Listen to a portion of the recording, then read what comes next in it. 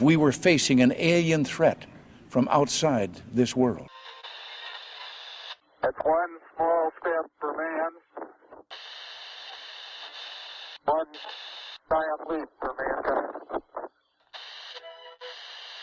From outer space, from another planet. Welcome to S4.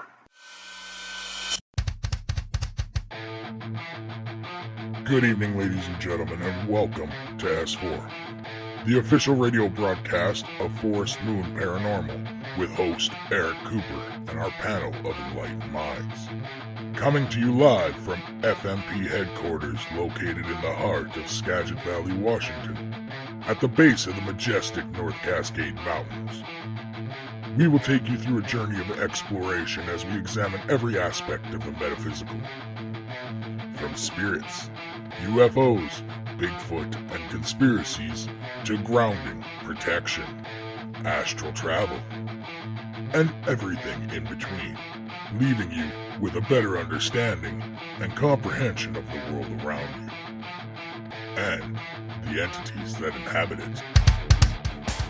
Join us every Saturday night at midnight, here on the Night Dreams Talk Radio Network. Also, check out the Forest Moon Paranormal Facebook group to join in the discussion.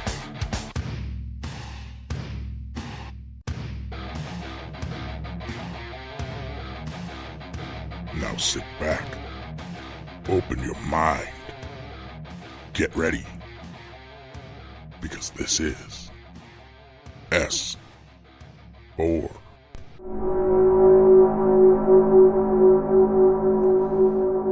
Good evening or morning, depending where you are, and welcome to S4, the voice of Forest Moon Paranormal, coming to you live from the snowy, very snowy FMP headquarters in the heart of the Cascade Mountains in Concrete, Washington.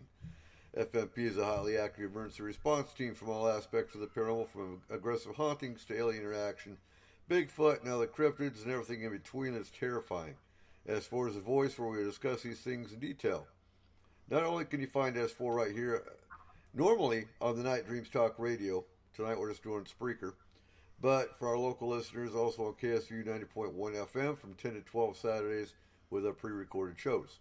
So tonight, it's already February 9th, and tonight I pose the question, is the paranormal safe? Are there dangers involved with investigating the paranormal, let alone being an emergency response team? And are the mitigations you can take to alleviate those risks as a team member or even as a client? The next week on the 16th, we'll actually be talking about upriver, specifically Snohomish and Skagit counties, east counties of those. The paranormal hotspots, Devil's Tower, Northern State, some of the mills in Darrington, White Horse Mountain. Talk about UFO sightings, Bigfoot reports, things of that nature. So tonight, with us, we have Cole Wagleitner, FMP Lore and Culture Research Specialist and owner of Statement of Sound DJ Services. Chris Dodge, our FMP Extended Care Team Leader. Our Keith Andrews, our Alien Race Specialist in Forest Moon Paranormal. Megan Gehring, Astral Team and FMP Security. And normally, we couldn't get Michael Hall on tonight, but normally he's with us as well. So, everyone survived the big, what do they call it, Snowmageddon?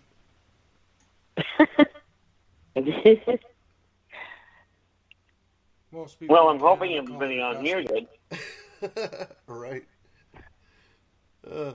So, in the YouTube channel, we actually have another fellow Canadian, Richard. I got to give a shout out real quick. And let me plug my laptop back in before it turns off.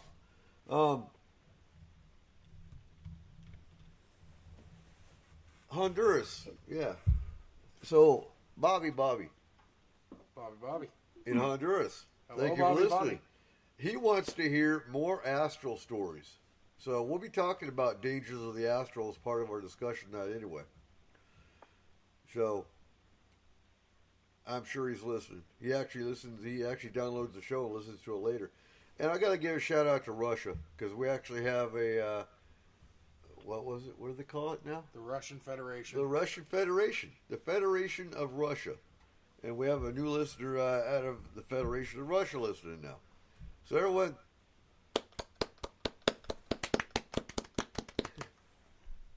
you go. You'll just have to imagine that one from me. What? I said you'll just have to imagine that one from me. Well, I think it's cool. Because, we know we're an international show. But it's always cool. No, I was referring to the fact that I'm not about to be able to clap yet. Oh, I got you. You'll get there. You'll get there. So Eventually. So we're not on Night Dreams Talk Radio tonight because, well, he had a power outage down south. His power's back up, but his internet it's not going to be up till Monday. So we'll be back on normal schedule next week on Night Dreams. And, I'm looking at the chat room, and I think everyone forgot that we were going live at 11 o'clock instead of midnight. I believe so. But that's okay. That's okay. They'll join us in an hour. They'll join up. They will. And they'll have to go back and listen to the last hour to catch up.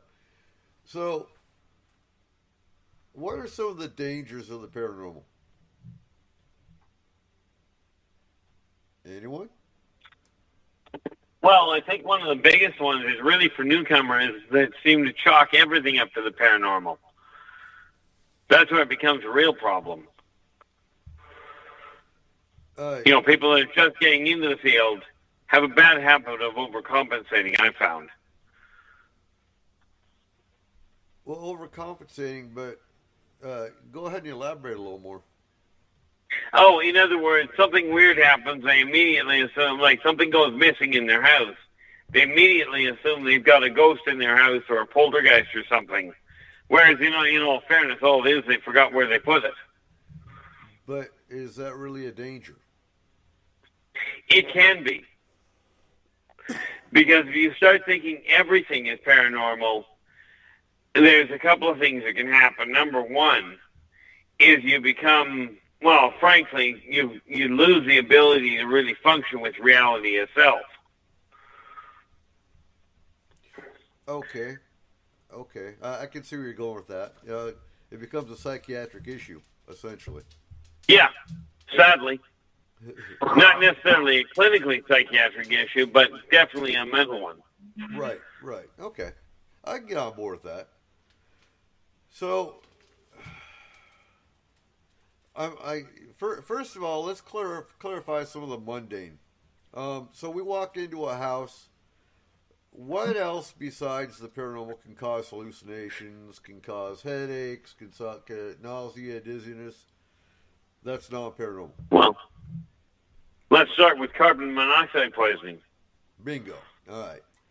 So when you're talking dangers of the paranormal, people automatically say, "Oh, demons." Well, okay, they're awful rare, but you're more apt, to be honest with you, finding something like carbon monoxide, finding something like black mold, finding bad wiring, bad EMF wiring causing high EMF readings, which actually is bad for you.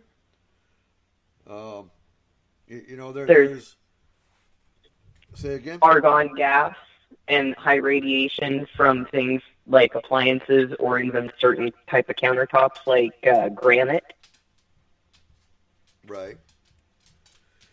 So in those kinds of cases, and that's some of the equipment that FMP is planning on getting, along with a decibel meter. I'd like to get monoxide detectors, individual monoxide detectors for the team.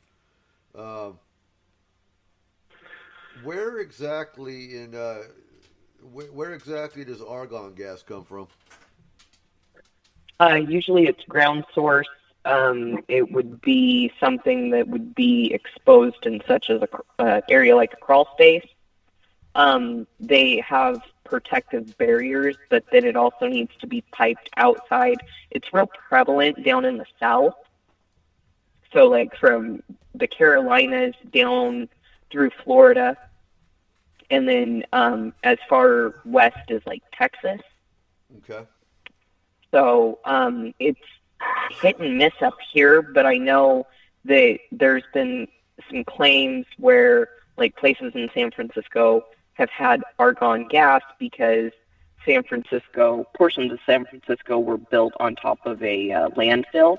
And so it's a level of decomp plus chemical saturation that causes a rise in argon. So, and I'm not a specialist. I can't, 100% say, oh, yeah, that sounds like an argon case. But they have a test that you could do. It's very similar to a mold test that will actually test for argon. However, the process for argon is one of the most expensive processes to rectify. What can you tell us, Megan, about basic radiation? As far as I know, there's natural Earth radiation. Is that harmful as well? So we are usually exposed. I'm gonna blank on the measurement. It's 2 to 3. Rads. I'm blanking on the measurement of it, but anyway, Rads. it's Earth. Usually done in rads. Rads. Yes, thank you. So 2 to 3 rads is generalized Earth. There's been a couple granites that just having a simple countertop, like in your bathroom or your kitchen, even granite type end tables can emit 10 rad. Depending on where they were harvested from, you can have them checked or qualified, I guess, or certified through a granite supplier or someone who is knowledgeable in granite. They could come out and do a test, but it all depends on where it's harvested from. I have a Brazilian granite, and that is the iffier spot. However, I got a good radiation-free top, I guess. So, and I don't have any ill effects in the house with the granite that I have.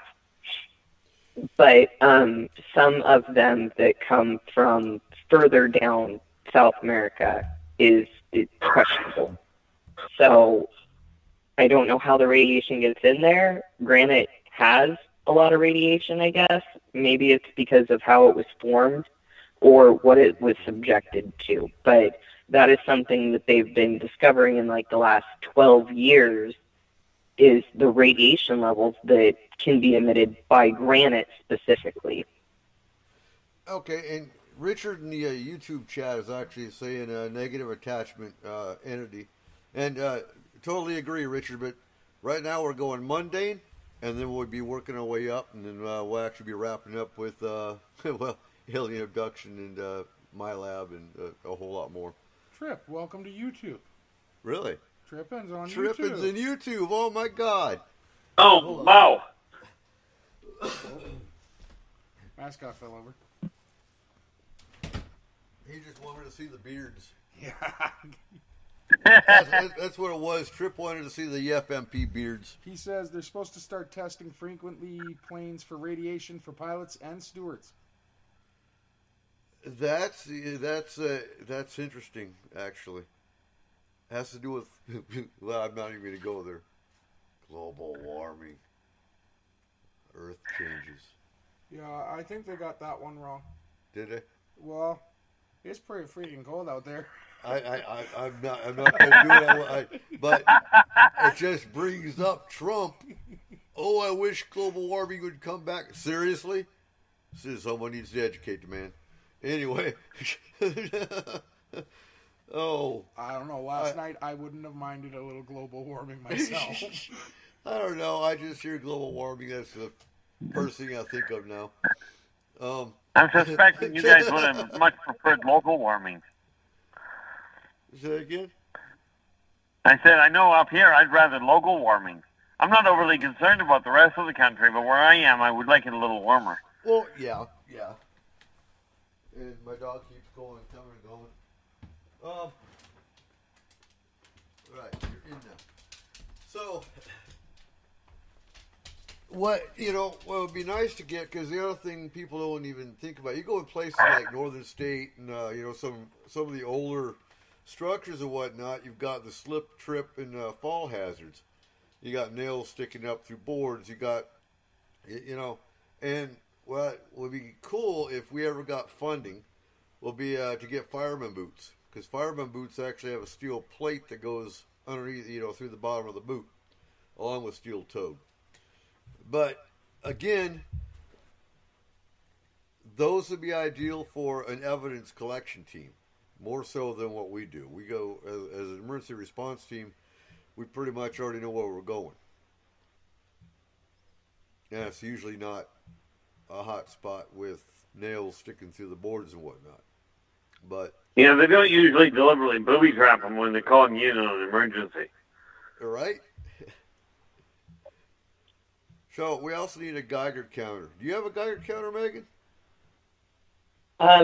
No. I've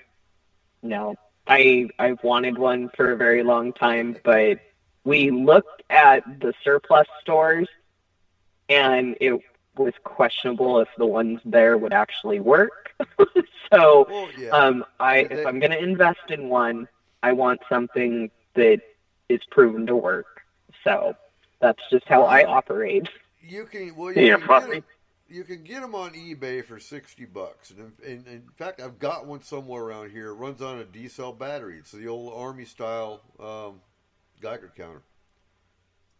Yeah. Never been able to test it, but I know Markham had one when he was up here last May, and you can put her down, That's what she said. So Cole's here holding our new FMP mascot. She's the new one. She's a cutie. She's creepy. Cheyenne wanted to throw her away. Oh, nice. If you're on YouTube, you'll actually see our creepy mascot. I have actually tested Geiger counters out on an oven range hood. There you go. So they have to be what's the word I'm looking for? Calibrated as well. Yes. I mean, where do you take the... Can you imagine the look on that person's face? I need my Geiger counter calibrated. Yeah. Hospitals might actually do it, though. So, it's something we have to look into. And one, we could probably actually go to a hospital and have them test it for us to make sure it worked. So, what else mundane are we looking at? So we got carbon monoxide, which we're getting detectors for eventually, or gas meters in general would be nice. You know what the pain is, though, is you can't just get a gas meter. You have to get a specific gas meter for every 11 billion kinds of gases that are out there. I've got Cole over here waving her doll around. So they get spendy because you're looking at like $100 to $200 per meter when it comes to getting the individual gas meters.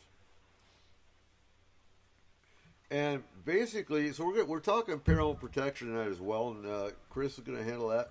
But when it comes to these kinds of issues, we walk into a client's house and find black mold, find rat droppings that can actually cause, and the name of that disease fails me. Hanta? Say again? Hantavirus. Yeah, hantavirus. There you go. But when it comes to the team going into a client's house and finding those kind of things, we are pulling out. We are letting the client know they need to call the health department, the fire department, depending on what it is. It's monoxide, you call the fire department. It's black mold or hantavirus, well, rat droppings, you call the health department. Would we call them? Probably not. It'd be back into the client's hands because I'm not going to overstep those bounds. The only time we do overstep bounds with regard to that is if it's any kind of a suicide threat or a homicide threat. That's when we call in authorities. Let's see. So you got the gases. You got... we're not going to talk natural disaster because that can happen anytime. So... moving along. So, what are the signs and symptoms of an entity attachment? Chris, you Headache. quiet. Headaches, loss of energy. I knew I should have had my papers out. Generalized depression. Yes. Depression, and actual pain. Oftentimes, not always, but oftentimes you'll have attachments in the lower back and the back of the neck, and you'll actually have physical pain in those spots. That's one of the big indicators to me as well, along with the the dizziness and the confusion. There we go. So, Chris, how do we protect ourselves from attachments? Where do we start? First of all, you have to do grounding. You have to get rid of the negative energy. And then, after you do that, you have to shield. And that is replacing positive energy and making a barrier around yourself so the negativity does not come in. To sum it up. Okay, yeah, we're not. So, if you're local, we actually have paranormal protection training next Saturday. Snow, well, it depends on the snow. We canceled our meeting today, so let's hope the snow doesn't get too bad. Rain, wind, or sleet, but not snow. No. There comes a line, in the Army, you weren't training if it wasn't raining. If it was snowing, you really didn't care. You went out in the field anyway. When it comes to civilians, we're all volunteers. Safety is paramount, whether it's on a case or just going to a training meeting, driving, especially where we live, and Megan lives, and Sarah lives. We're in the mountains, and Cole lives now. Even Birdview didn't count.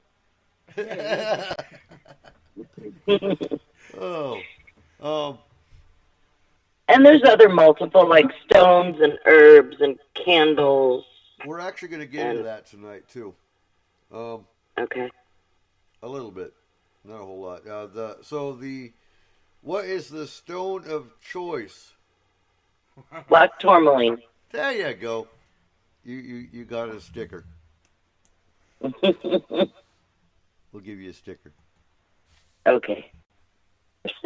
So if you got questions in either chat room, because again, for anyone new, we are on YouTube live right now as well. If you got questions, go ahead and ask them in caps. Same with the Spreaker chat. Ask them in caps so I can see them and identify them as a question. Cole's watching the YouTube chat. I'm watching the Spreaker chat, and we are a highly interactive show. We are a 3-hour show now. For anyone new that just now found that we were on 11 o'clock, this is new. It's going to be regular now. So, what about shielding? Shielding. What do you want to know? Ask me, I'll tell you. How do you shield? What is a good, strong, basic shield for anyone new that has no clue what a shield is and what does it do? What is it, or how do you do it? Both. Both. It takes a lot of concentration, imagination, and pulling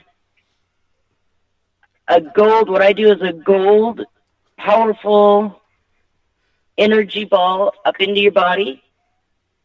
And to shorten it up, since we're on limited time, you make a shield like a second skin, and you also add silver to it. You want to have a gold and silver shield, which is highly protective, and it's just like a second coat of skin. And that is your shield. It will protect you from negative energy. Yeah, I use a slight variation on that. Mm-hmm. But the way you're describing works like a charm. Yep. You know, in my case, a lot of people hear about the idea of surrounding themselves with a bubble of white light, which is great because all that is what that does is protects you from the ambient negative energy, and then you surround that bubble with mirrors facing away from you to reflect back the negative energy other people generate. And then you run real thick, healthy roots right from the soles of your feet straight to the core of the earth to bleed off your own self-generated negativity. You know, things like self-doubt, self-recrimination. Yes. Yes, the roots are very important. So I've got a question from Trip. He's asking for a friend. Does a mother-in-law count as a shield? Sad Trip. Really sad. Well, if she's negative, if the mother-in-law's negative, the shield would work. It would. It would. Make sure you pull It out your would. life insurance policy first, though. I think Trip meant more like human shield. I think it works both Which, ways. not to say anything bad, but, you know, I've got a mother-in-law who could fit that bill too, you know. So, thanks, Trip.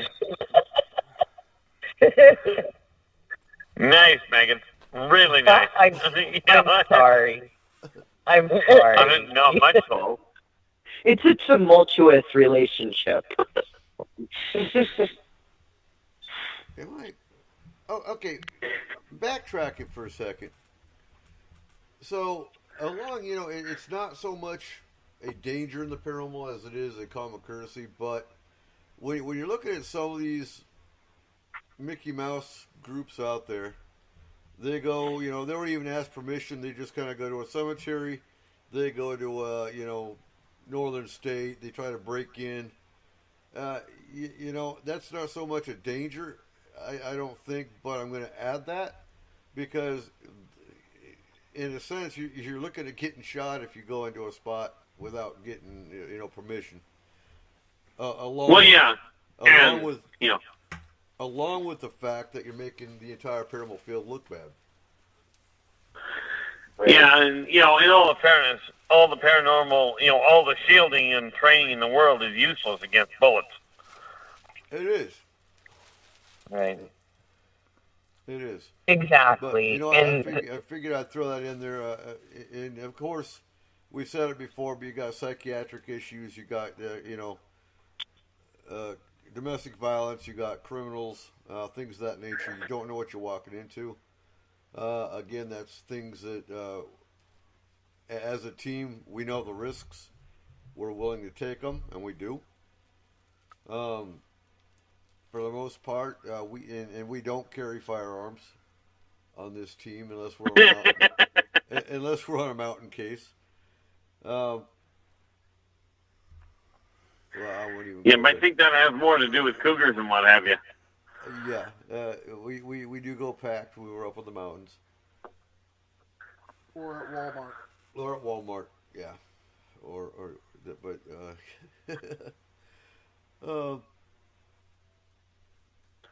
Okay, so we have Jason. Jason's in the chat room. How you doing tonight, Jason? Oh, I forgot to.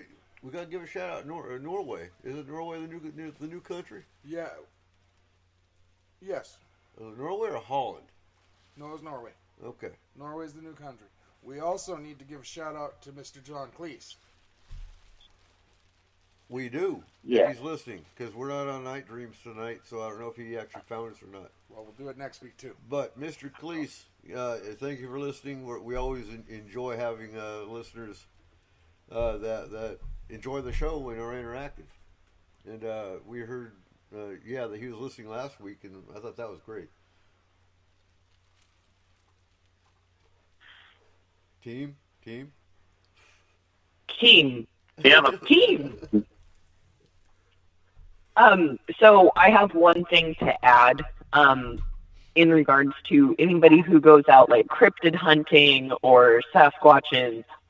Make sure you understand the area you're going into. I would highly recommend doing a daytime dry like scouting of the area. I'm sorry, my dog's barking. Daytime. We're doing You know, cryptids. We're doing cryptids last hour. well, I'm just saying the surrounding portions. I'm not talking about cryptids right now. Okay. You just said, safety and permission. So, what's to say you're not going to be out in the woods at night and stumble across somebody who might be a squatter or, even some kind of nefarious operation out in the woods like a still or some kind of grow up. It does happen. Now, how bright does the still ever become nefarious at this time of year? All right. I'm not saying really. I said nefarious sarcastically. It's seen as a nefarious. Yeah, man, we could have a whole side conversation about stills. So I'm just saying, know the area that you're going into. That way, in the darkness, you're not inadvertently stumbling upon something that you're going to get in over your head with. Exactly, and and we're very, very important. We're jumping the gun a little bit, but I will add that if you're going in the woods, cryptid hunting, make sure you tell somebody where you're going before you go. Yes. Okay. Yeah, and it might be an idea to take somebody that knows the woods. Well, not even. I hear way too many people going out there without somebody that's even versed in the woods. Well, you see too many people going out there alone. I wouldn't even go. I wouldn't even go on the mountain behind the house by myself. I'll at least, and it might sound bad, but I'll at least take my kids because at least one of my kids could run down to the house if one of us gets hurt. But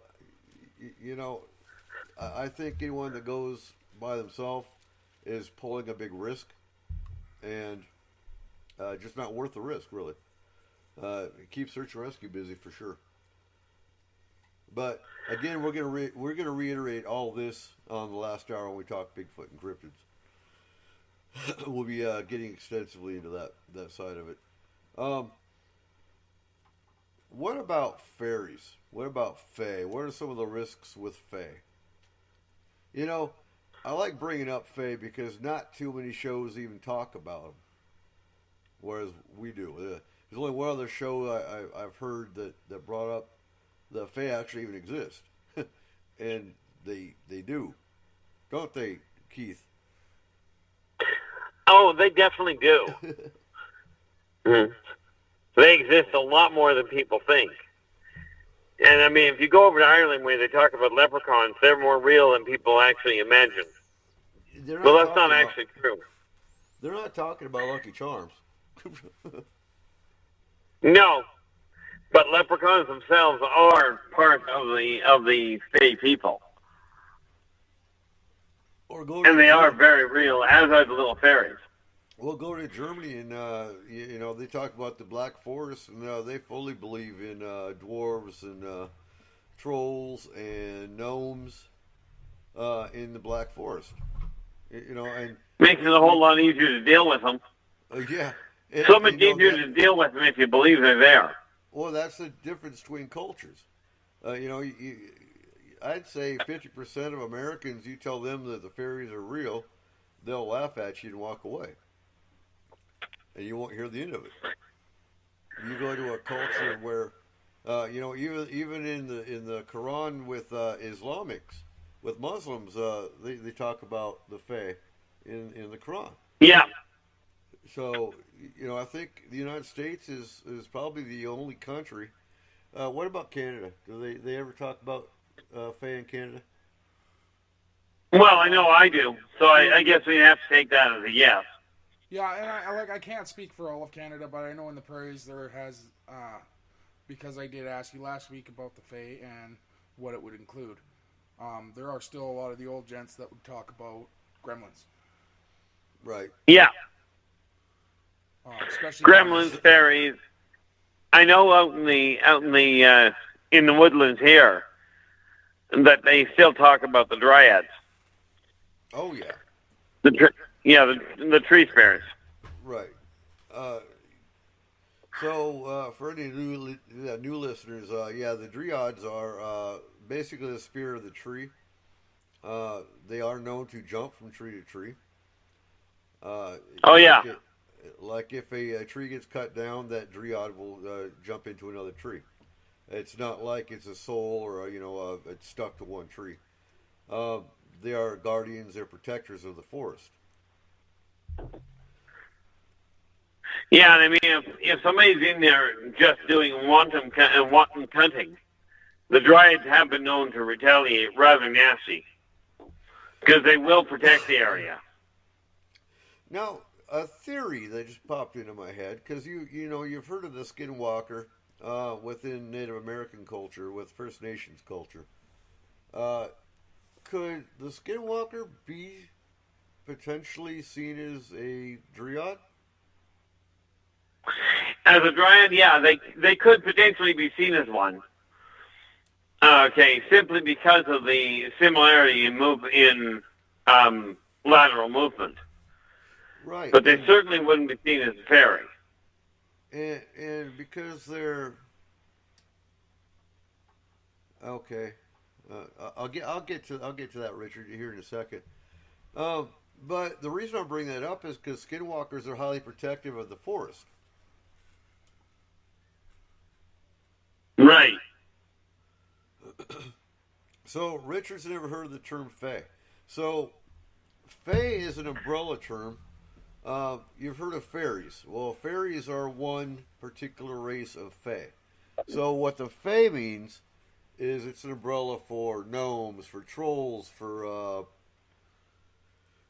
dwarves, for fairies, for undines, sprites, dryads. They all fall under the umbrella of fae.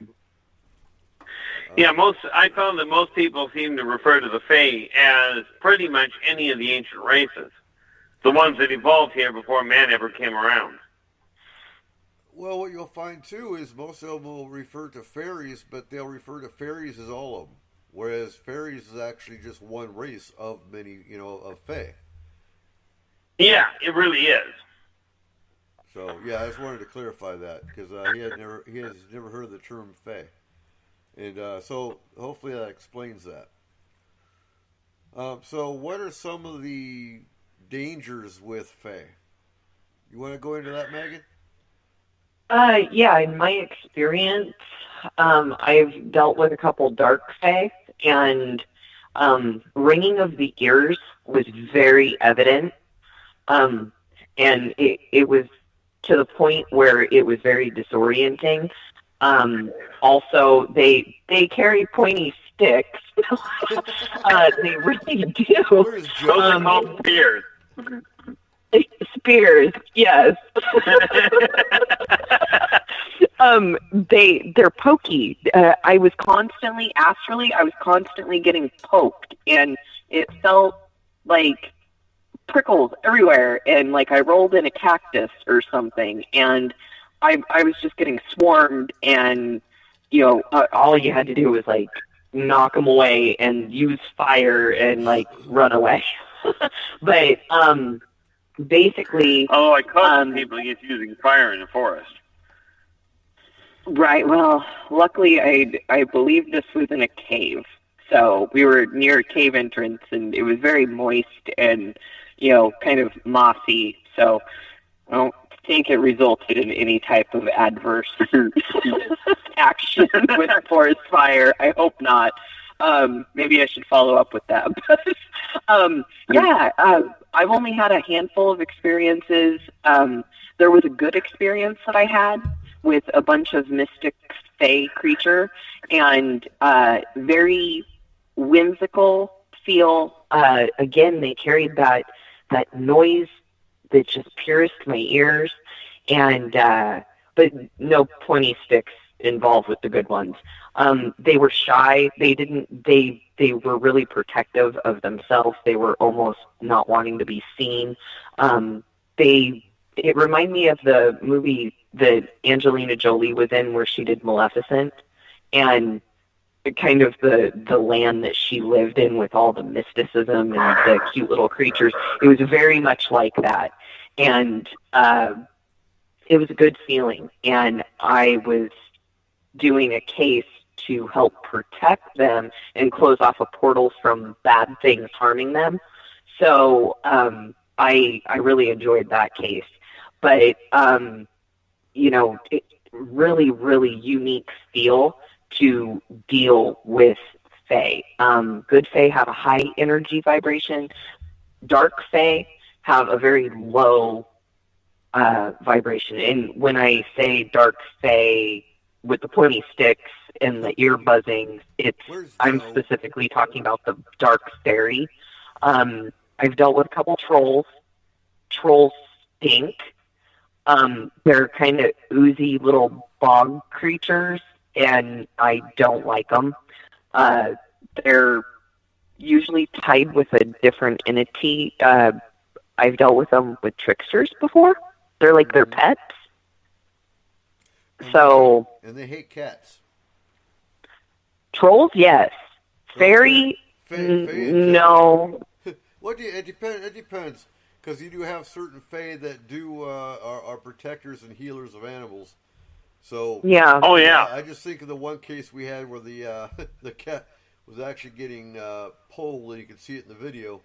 The cat was actually being attacked by something unseen, and when Astro went in, well, it was a Fae race. A Fae case. Okay, so the dark fairies that I've dealt with, they're very anti-human, and because cats are inclined to protect humans, or they're humans, I could see dark Fae attacking a cat. But, good Fae? I haven't seen good Fae attack a cat. No, but there's something to keep in mind there. If a dark Fae attacks a cat, you can bet there's going to be a good Fae taking on the dark at the same time. Well, yes. The particular Fae that we dealt with in the client's home, they had just remodeled the bathroom and the closet. That was kind of where the problem started, along with landscaping. So, Fae issues have actually been on the rise. Well, I can't say this year. I think this year the biggest issue is UFO sightings. Last year we had about 5 different Fae cases, which is unheard of in this world. I also remember, so you helped us out with the one case, Keith. Was it trolls that were coming up through the underworld? Yep.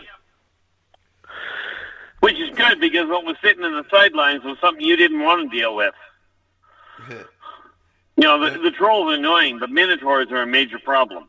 Right. And I think you were actually on that case, weren't you, Megan, or was that before you came to FMP?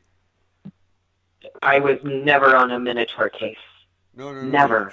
The trolls. No, it was trolls that we were dealing with. Yeah. Or more to the point, a troll. Oh, no, that was not my case. Okay. So that was before I joined and went astral. Because that particular case was a perfect example of how FMP does not just go in guns blazing, basically. We actually help them back to their world and seal off the portal. Yeah, because the nice thing with trolls is they're not actually trying to get up here. They just do it by accident. Right. So, let's see. We've hit phase. We've hit attachments. What's another danger within the actual paranormal, within the haunting side, that we want to bring up? Well, the haunting can be the restless spirits. Oh yeah, but you have physical attack, so you can be you can get scratched, you can get pushed. Many investigators got a story about being pushed, being choked, things of that nature. And that's where the grounding and the shielding comes in. We'll be reiterating some of that later on in the show. So those are some of the dangers. What else? What about portals? Oh, those are a lot of fun. I don't find those dangerous. Now, but they can really disorient you if you walk into one. Here's one that, I was just about to go there. So, missing 411 Paulides cases, the missing people from National Forest. What do you think about someone walking into a portal and disappearing that way? It's been proven to happen on occasion where people have been found where they were known to be walking through a national forest, and they show up completely disoriented, can't imagine why, in downtown London. But these are people that ain't coming back. Well, yeah, that's when you hit a portal that goes elsewhere altogether, not just somewhere on the planet. But both portals exist. So what do you think, Megan? Do you think these are portals that people are walking into, or do you think it's something entirely different? Oh, man. This is a really, really hard question. You know, I got really curious and stuck my head in one portal. Oh. Just one. That can prove to be fatal. Well, I wanted to see what was on the other side. You know, curiosity killed the cat, right? I know. Yeah, but they never really, they never reveal a lot of information before he went. So, well, okay, so if it helps, somebody else was right there with me and stuck their head through the same portal, and I was like, "What are you doing?"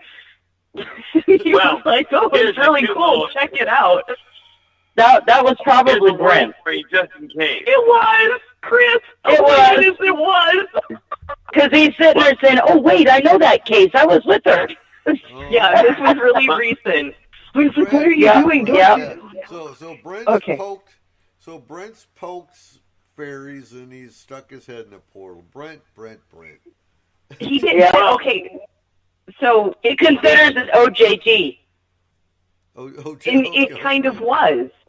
Because this is the fascinating thing. This is the fascinating thing about this portal. I'm going to warn you about something just for future reference. Sometimes those portals have a little bit of a safeguard. You can't back up in them. They'll cut off whatever you put in. Oh, no. Okay. Oh, yeah. Oh, my God. Brent just says, yeah, I kind of noticed that one time. Because he almost fell into one. That's where that foot went. Yeah, I think he needs to be taken out of Astral and put on some other job description. You gotta realize those portals can go anywhere. Well, no, this portal. Let me tell you where this portal went. It was crazy. It was crazy. So we are in like flat Colorado near an army base. And we stuck our head through this portal, and there was this beautiful, beautiful, like, Alp mountain. It looked like something out of The Sound of Music, and there was lake and alpine forest, and it was snowy on the ridges, and it was gorgeous, and it was fresh, and it was like a long time ago. See, now, true curiosity would have had you step all the way through and then try and figure out how to get home. It could have just as easily ended up being near the business end of a colonoscopy. Well, I mean, it did not match the actual location that we were at. And so when we looked at this portal, it was this beautiful, it looked like the Swiss Alps. It was incredible. And Brent, it wasn't Swiss Alps. And Brent just told on himself that he's the one that went first? Yes. Yeah. Okay, future reference. We don't stick our heads in a portal. Yeah, good thought. No hokey pokey portal. And Megan, there's no following the leader here. You know, not always a good thing. Something to think about, though, if we actually did find something like a wormhole or a portal, is to send a small drone with a camera through it. Oh, yeah, right. sending a drone or a camera is bad, depending on the range of the signal. Yeah. I mean, it's still better to send a drone through than it is to walk through it. Okay, so well, I'm just saying. You asked, what do I think about these portals? I know that the end of the portal was not where I was actually at. Well, So when I looked, it was in a different time. It was a different time. It was, I would say, probably 200 years ago type of time. We can safely say that wouldn't be the case. So there's different because you don't go backwards in time. There's different kinds of portals and whatnot. You don't know what kind of portal it is. So no. And that's why I'm wondering if some of these portals are natural, crossed ley lines. I mean, that's something you have to scientifically prove whether ley lines even actually exist. They're energy intersectors around the Earth. But I'm wondering if some of these cross ley lines are actually where portals are opening up, and these people are hiking with groups of people, whatever the case is, and they're disappearing if they walk through a portal. Yeah, some are localized portals. I don't think doorways between the. I don't think all of them are. I think some of them are government intervention or government abduction. I think some of them are potentially alien abduction. Yeah. I think there's a lot going on, and there's just not one thing taking thousands of people. No, it's not just one item. No. I was just referring to the portals themselves. Right. Some are natural, some are natural, what I call local, they stay on the planet. Others are a whole lot more complicated. So what we're going to get to last hour, we're going to cover a lot more about the mountain safety and the cryptid and the Bigfoot and whatnot, and kind of hit on some of those points. I think it's needed because I think paranormal TV, like I always preach this, but paranormal TV does this disservice of you're watching, name your show, and what you don't understand is there's a director pushing the door and kicking a rock and whatnot. They don't teach you anything, and most of these groups out there, as a matter of fact, don't teach the public anything about the importance of paranormal protection. You hear all the time. You've got newbie team that goes to a client's house, and they've been taught by paranormal TV to provoke. I'm not going to say any names, but we all know who we're talking about. But let's walk in and let's cuss them out and let's challenge them. There we go. That's a really good idea. You don't know what you're dealing with. It might be a demon for all you know, even though they call everything a demon anyway. But let's go ahead and challenge them, and then we'll leave the client in our case to deal with it. So half the time when we get contacted, the clients already had 3 different teams come through. They went in and did their provocation and left. So now you've pissed off whatever spirit it is or entity, and or worse, let them know there was somebody living there. Exactly. You verified to the client that yes, there is something there, and then you leave them. I was referring to verifying to the spirit. Oh, well, yeah. Well, that's kind of what we do anyways. You let them know they've passed on. Now it's time to pass over. And protection is such a huge thing because not only does the team prepare, not only does Astral prepare before they go in, but extended care also has to prepare before they handle the case, and then there's the teaching to the client of protection. So it's a huge thing that the people don't, the other group, there's so many groups out there that do not do touch protection in any way, and it's not only for ghosts or energy vamps, it's for aliens, it's for multiple different things that you use to protection. So, Chris. Well, the sad part is, on top of not teaching protection, a lot of the time they will tell the client, "Oh, don't worry about it. It's not, there's something here, but it's nothing to worry about." Yeah. And I will tell you, way more often than I care to count, that thing that you don't want to worry about is causing more problems than you know. Right. So, Right. so real quick, Chris, why does extended care need to protect themselves? Because this is all considered energy work. Protection, you have negative energy, you have positive energy, which can travel. It can travel easily.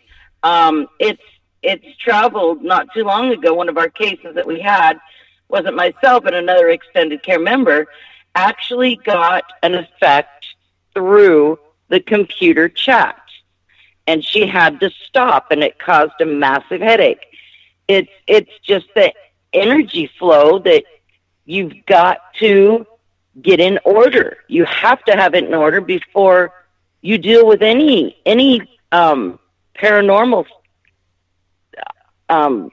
activity. Excellent. Okay. Yeah, that's one of our listeners to understand. What you need to understand is that electronics are very manipulated by the paranormal.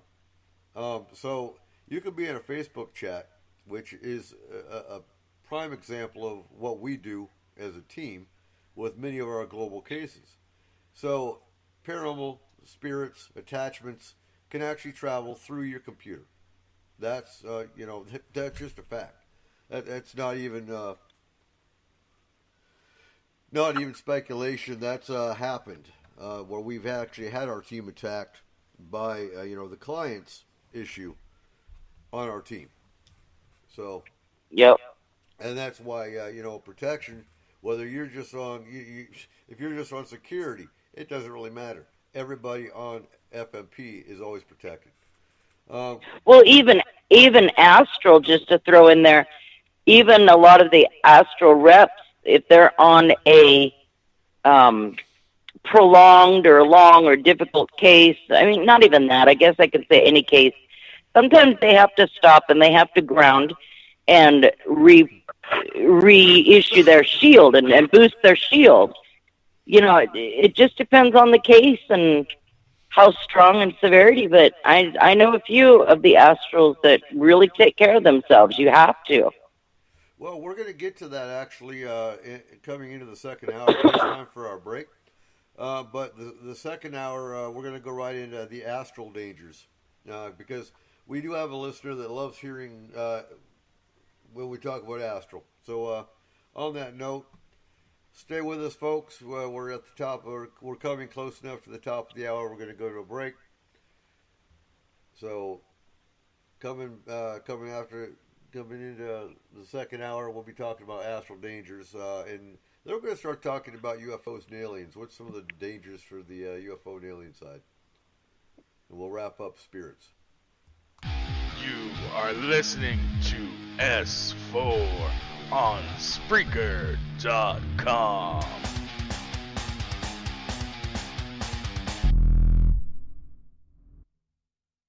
Well, hello there. Us here at S4 would like to remind you out there that the UFOI team weekly meetings are broadcast live on Facebook from Denny's, where America eats, each Monday night, 6 to 8 p.m. Pacific Standard Time at UFOI Team on Facebook. The UFOI Team's gear, product store, and newsletter are located on their website at ufoiteam.com. To contact the UFOI Team with your sightings report or a paranormal story, send an email to theufoiteam@gmail.com. Keep looking up and tell us your story. Forest Moon Paranormal is a non-for-profit emergency response team that handles all aspects of the paranormal, helping you, your family, friends, and community since 2004. Whether you're having a problem with hauntings, spirits, Bigfoot, other types of cryptids, or UFO activity. Maybe you're just unsure of what's bothering or terrifying you. Or maybe you're just afraid of criticism and disbelief. FMP is here for you. We handle cases globally and locally from our headquarters in Skagit County, Washington.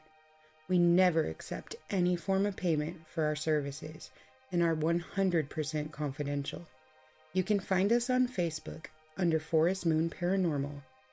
You can private message us for assistance, or just come join in the discussion and become part of our growing FMP community.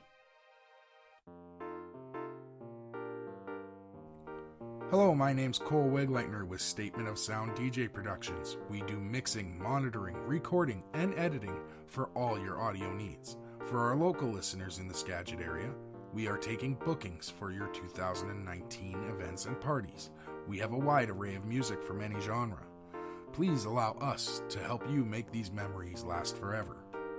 Contact us at 360-999-2830 or on Facebook at www.facebook.com/SOSDJPro.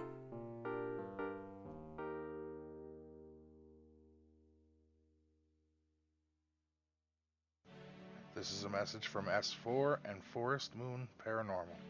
To all of our listeners out there, this season is a time filled with love, laughter, and cheer, no matter what you are celebrating. With that in mind, please keep safe and have a happy holidays from our home to yours.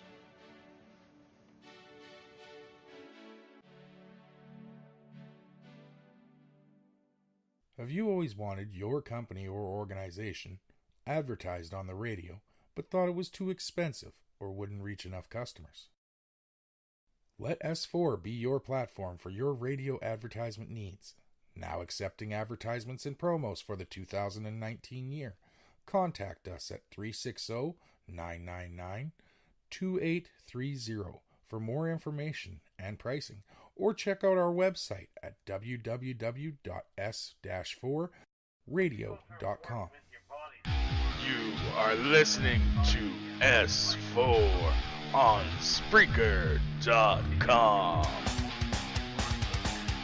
Welcome back to S4 tonight. We're talking dangers of the paranormal and paranormal protection. Hope you all enjoy tonight's show. You can also find the archives at our Spreaker site and on the S4 YouTube channel, which a lot of you are in right now, for all the shows you've missed in the last 2 years. Actually, you know, we're going to be hitting 3 years this year. Kind of hard to believe sometimes. So, all right, we're back, guys. I know you're hot in a discussion there. That's okay. We just didn't want dead air on YouTube. So, you know, I get asked this quite often. Can you die in astral? Oh, yeah. How? Well, in simplest terms, if you die in astral, your physical body will die. One of the easiest ways to die in astral is have the umbilical cord cut. And that's that silver cord that runs from you back to where your physical body is. Well, that depends, because no one on the team has a silver cord. Well, here's the neat part there. If you can remember where your body is, the silver cord essentially is a safety net. Right. Yeah. But for people that are just starting to travel, they tend to take one with them. And that's advisable. But I know, Megan, did Richard go into the silver cord when you guys learned astral? He used it as a crutch, per se. Like, if that would help us astral, imagine a cord. Yeah. I call mine an energy thread. So right. I don't refer to it as a cord. It's a thread, and I can see energy threads. That's also how we could track movements astrally. Yeah. Like, if I'm working a missing person's case, I could actually see a spot that I knew that they were at, and there's an energy cord that I could follow. So, and that's common, and that's actually quite often, again, getting to magic users. I'm not talking about the card game, but when we have curses, when we have things such as people sitting shadows to spy, I know you guys, I tell you guys all the time, look for an energy trail. And that's similar to that's similar to the cord that you're talking about. Yeah. You can actually trace the energy trail straight back to the sender. The other thing you got to remember, one of the other things that kills a lot of people, and I don't use the term a lot, rather loosely, right, is any sort of extreme psychic shock can actually kill. You know, if you find yourself facing something that you just can't cope with, it can cause the mind to shut down, which will subsequently kill off the body. Oh, yeah, if you're in the Spreaker chat, I'm not going to, yeah. Joe likes energy trails too. Oh, and pointy sticks. But, so yeah, Joe's in the chat room with us now too. Good evening, Joe. Glad you joined us. He missed the pointy stick introduction. He did. And we are on YouTube Live. Joe, if you want to actually see how the beard's doing, I know if Dave was here, he would be.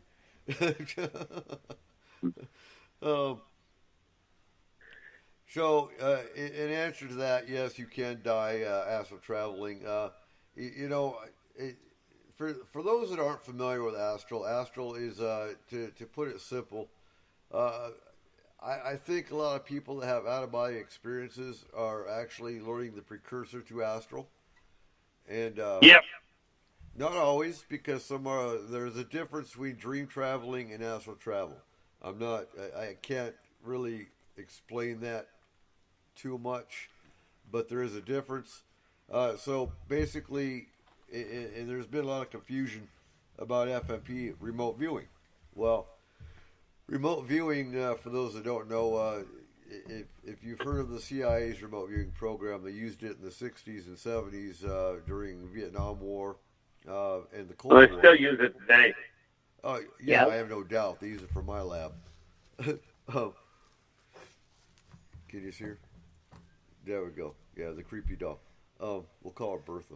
Bertha. Yeah, Bertha. And not to be mistaken for the ground digging tool in Seattle. But same thing. Yeah, but and I think they're actually using remote viewers and astral travelers in my lab cases, as far as the government side goes. And we'll get into my labs here in about 30 minutes. Megan can't wait to talk about my labs. Oh no, can't wait. So, what are some of the other issues with astral? So, real quick, I got to backtrack. With remote viewing, basically, they have a... oh God, I can't think of the word. It's not a guide, but they call them something else. They have another person that's giving them grid coordinates that are guiding the remote viewer. And the remote viewer is basically leaving their mind mentally. They're mentally leaving, not physically leaving their body. And they can only view. They can't interact. And there's been cases, I think it was in Russia, where our remote viewers were actually detected by the enemy remote viewers. So basically, it's an energy detection. But with astral, you can actually leave your body, and you can actually interact. You can communicate with the spirit, communicate with a malevolent entity, remove them, go into combat, and destroy them that way. So a lot more interactive with astral versus the remote. Far more. Oh yeah. Now, are there dangers with remote viewing? That's where my argument comes in, because I've been told yes, you could die by being attacked by remote viewing. What would you say, Keith? Well, a remote viewer can't do anything, but if an astral traveler spots a remote viewer, yes, there are dangers. Although, in all fairness, it is. A remote viewer on its own cannot attack somebody. The most danger to most remote viewers is seeing something they can't unsee. Exactly. Okay. Gotcha. And yes, Joe, you missed the pointy sticks. All right. Are we missing anything? What else are we missing with hauntings and with malevolent entities. We've hit the scratches. We've hit the mundane. Anything else we're missing? Oddly enough, hauntings and astral travel are pretty similar in a lot of ways. The only difference is the haunting entity doesn't have a body to go back to. Exactly. Or at least not one that you hope is ever going to get up again. So I'm thinking here. So right. So UFO investigation. What are some of the dangers with UFO investigation? We've talked about this in class before, but for the show, let's see. You've got radiation traces with landing sites. You have the chance of being abducted yourself, depending on which. Or ending up, depending on how brazen you are, you could end up with that chance, with that, shall we say, unfortunate event of getting onto the ship without them noticing. Oh, it's called being a stowaway, quite by accident. That wouldn't be fun. Actually, it's a wreck, but that sounds like Megan wants to. You can get implants too. It's a riot, but I will tell you this: it's a little disconcerting for a lot of people. Just make sure. And not a recommended way to hitch a ride. Make sure you take your pointy sticks with you. Right. Either that or figure out where their command room is. They gotta be the titanium pointy sticks, though, not the wooden ones. Astral can get implants. Astral could get implants, but we'll talk about that with my labs. Yeah. That's not fun. So there's also the chance that you might run into a government agent or an agency that's also tracking the same UFO you are. And then, of course, you get into the, other people that are chasing the same UFO and they have guns. I could see that up here. And in Darrington. and yeah. So, those are some of the dangers. And, you know, of course, the mundane, getting lost while you're chasing the UFO. Encountering an alien race that you really don't want to mess with. Those are some of the dangers with the UFO side. Amnesia. I just watched the UFO Report 1975 movie. Betty and Barney Hill? Yes, we watched that the other night. Excellent movie. If you guys have seen it or can't get a chance to see it, it is amazing. Yeah, this guy. I actually met the niece of Benny and Barney Hill. Well, go ahead.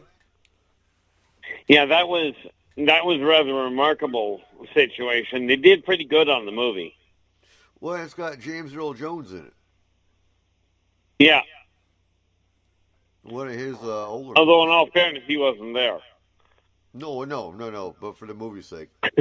But you don't understand. To hear Darth Vader scream like he's so terrified is just hilarious.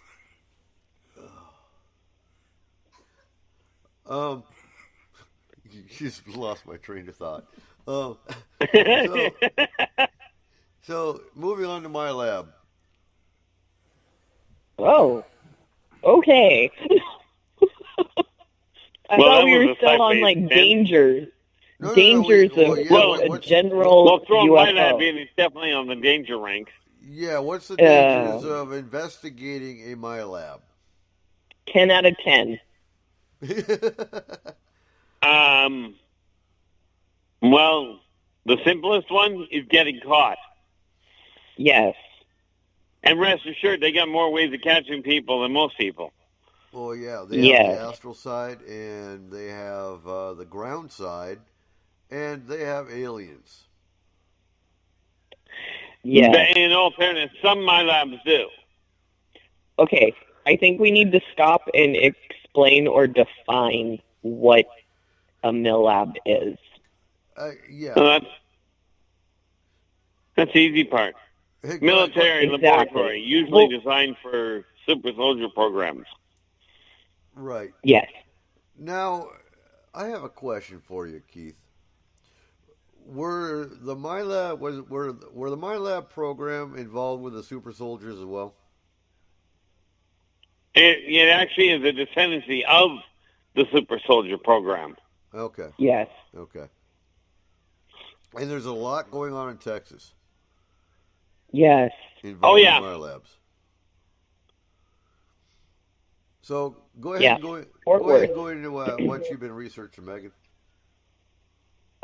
Well, I did some brief researching and then had a brief experience, and I ran far away from any type of mill lab type stuff. Yeah, it's. Would that have had the same opportunity? Oh, right. So, it's some major stuff. Basically, it is military alien coalition type abduction, government sponsored, and they, to my knowledge, are looking for people with natural talent or unique DNA. People who have natural talent such as piloting crafts. I am one of those people. I love to fly. I've flown many times, and a lot of people have told me, wow, you've just got this crazy natural talent. And, I enjoy it. And after reading what I read, I got a little scared, we worked the case, and there was a government agency involved. There was an unknown astral aspect to it. Nobody on our team. There was a different team, and I was able to identify that element, and it really upset me. It was so unexpected. That was the upsetting part. To know that there was another astral element outside of our team for some guy in backwoods, country type thing. This guy just wanted to live his life and be left alone, and that wasn't happening. And the local sheriff was involved. So the local sheriff was threatened and backed off. Yes, by the government agency. By the government agencies, which, and that goes against the Constitution because they went against his own jurisdiction. Yes. So I see multiple government agencies coming into play with this aspect. Well, the silly part is they're arguing with each other over who's got control over it. Exactly. And you can guarantee, you can guarantee throwing some alphabet soup out there. You got the NSA, you got the CIA, you got the DEA, or the DOE. Guarantee the Department of Energy's in on it. There's also DOA. Right. Yeah, no, you've got. There's been mentions of DARPA, the FBI, NSA, all of it, and I've heard many cases, and they all have glaring similarities. These individuals that experience a mill lab, and I say mill lab because I have learned that it's military abduction or military sponsored abduction. So I say mill as in military, but most people do say my lab. Usually because it refers to military laboratory. Exactly. But and I think it angers me not so much as the atrocities they do to these the victims, but the fact that I was in the Army for 19 and a half years. You were in the Marines, and it gives our military a very bad name. Well, rest assured, it ain't just yours.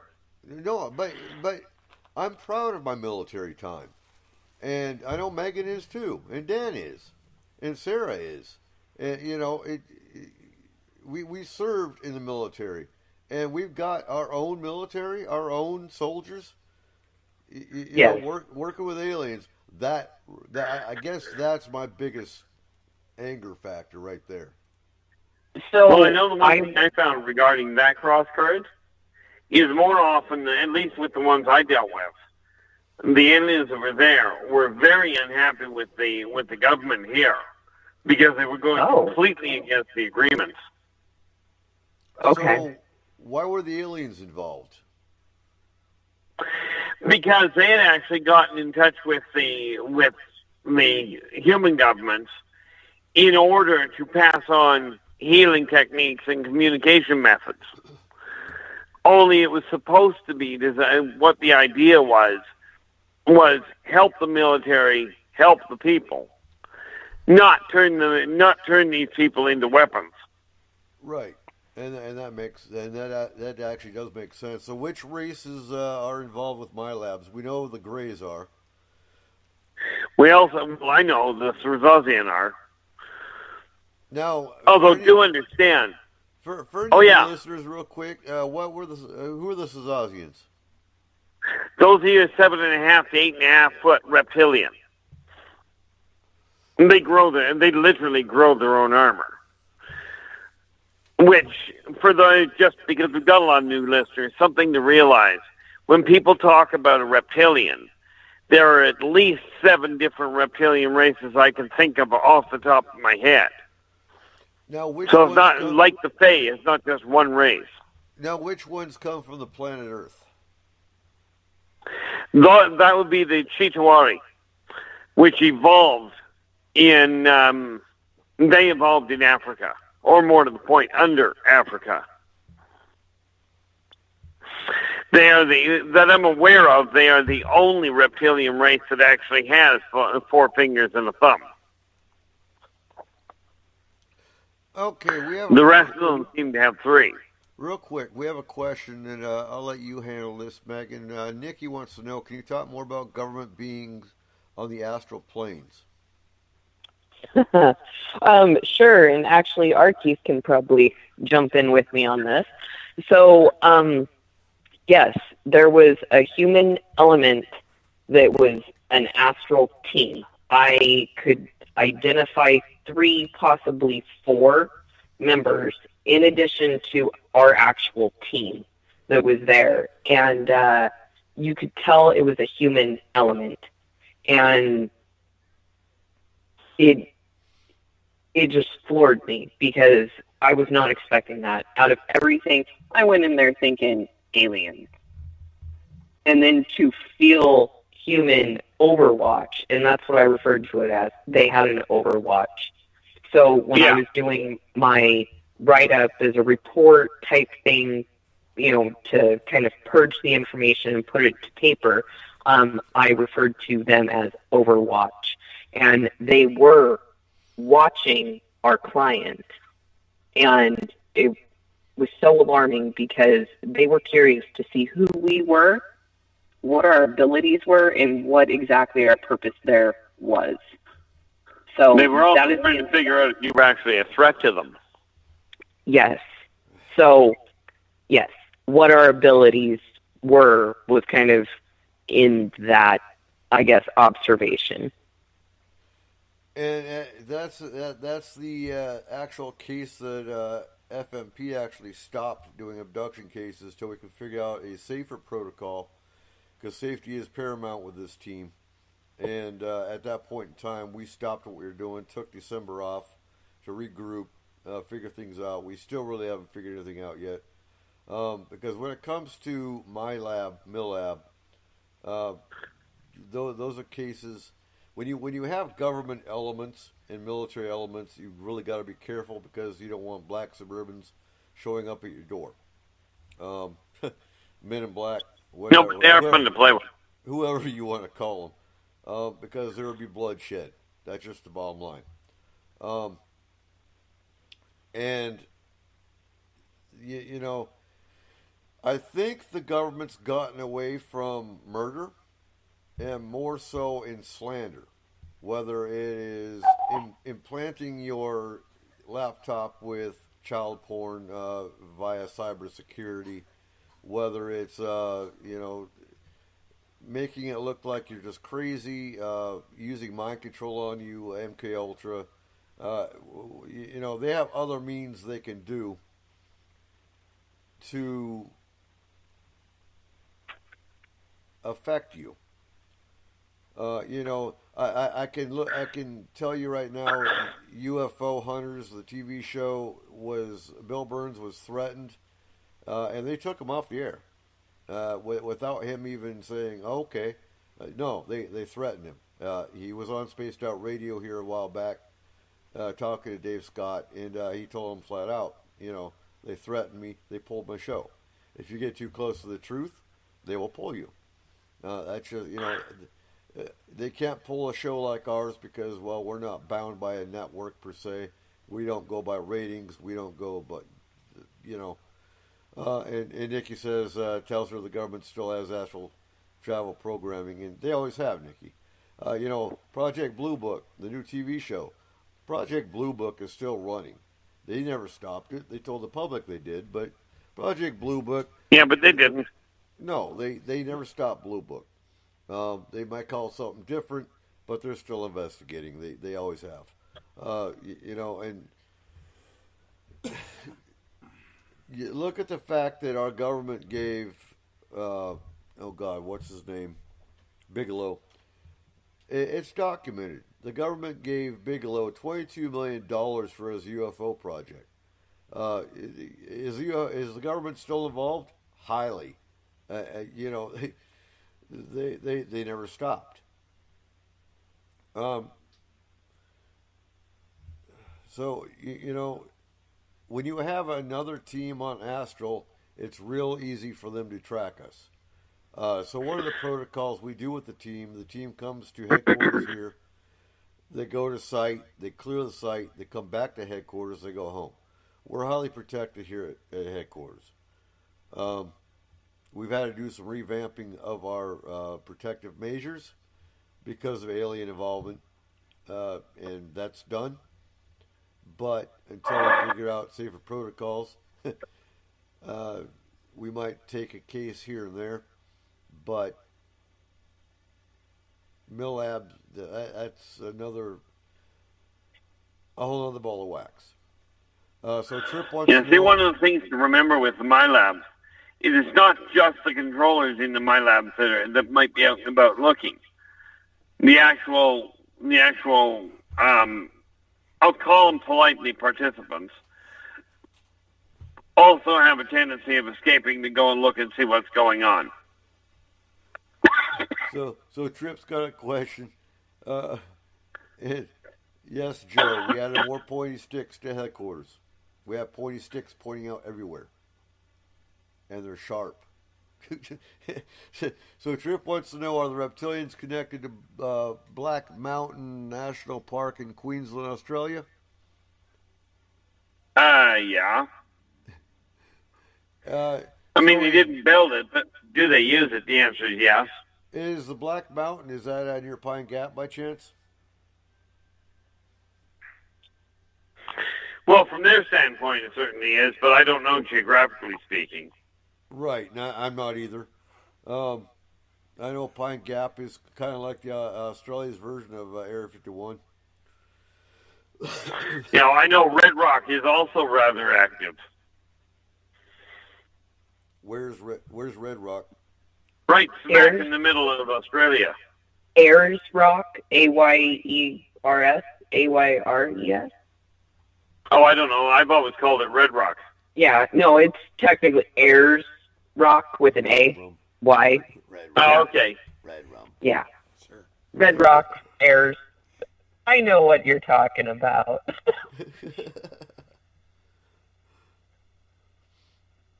All right, so let's talk about implants, because implants is another danger. You mentioned earlier that being astral, we can pick up implants. I know Chris mentioned that earlier.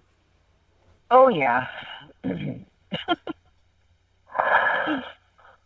Yeah.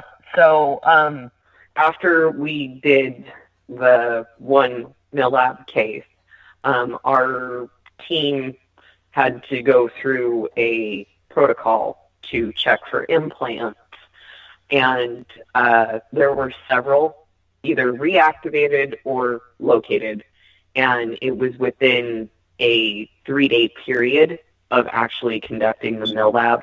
I personally do not believe in coincidences. What was disturbing about that is two of the team members weren't even involved with that particular case. But, okay, I have a theory. Arkeith, you're going to have to fact check me on this, okay?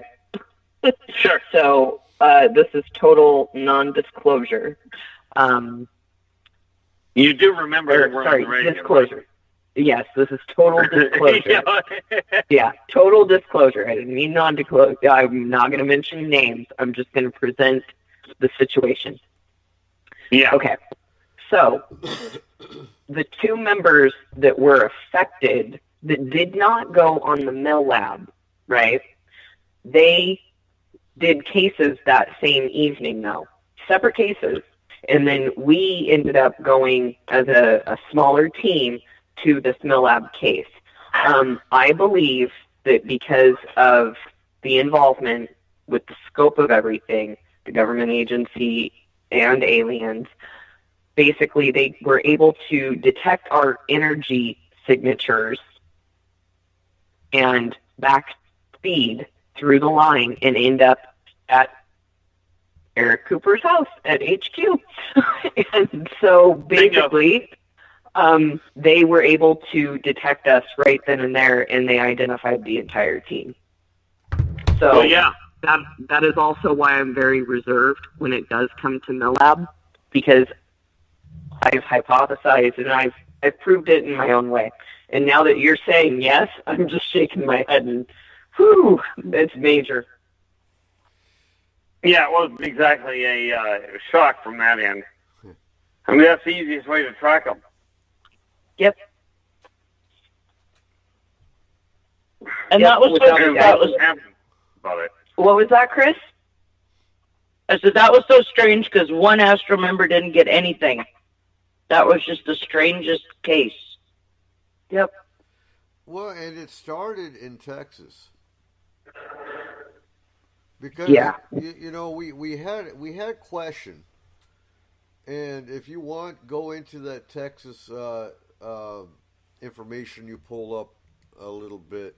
Wasn't there some kind of an alien attack that happened in Texas? Just absolutely. Yeah. Okay. Go ahead and go into that. Okay. All anybody needs to do, and honestly, because I went on a mill lab research kind of frenzy.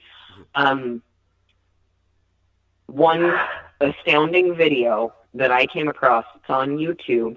Type in Fort Worth Airport transformer explosions.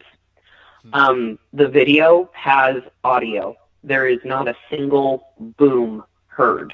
I've heard a transformer explode. They're loud. These ones repeatedly exploded. The one I saw explode did a single explosion, and then it caught fire, and then it scorched trees and stuff. It didn't repeatedly shoot electronic colored, it's very similar to what happened in New York recently, and this was back in early 2008, I believe, is the Fort Worth incident. I honestly am blanking on that right now. I'm exhausted. Very long day. But the Fort Worth Airport, Dallas-Fort Worth Airport, and it is the side of the airport that is designated for military operations only. It is not the commercial side of the Dallas-Fort Worth, part. So anyway, these transformers kept repeatedly exploding for hours. There was not power outages reported. They said that it was just a chain reaction of transformers exploding at the airport. However, if you slow down the video speed, you can actually see bright orbs in the sky above right before the transformer explodes.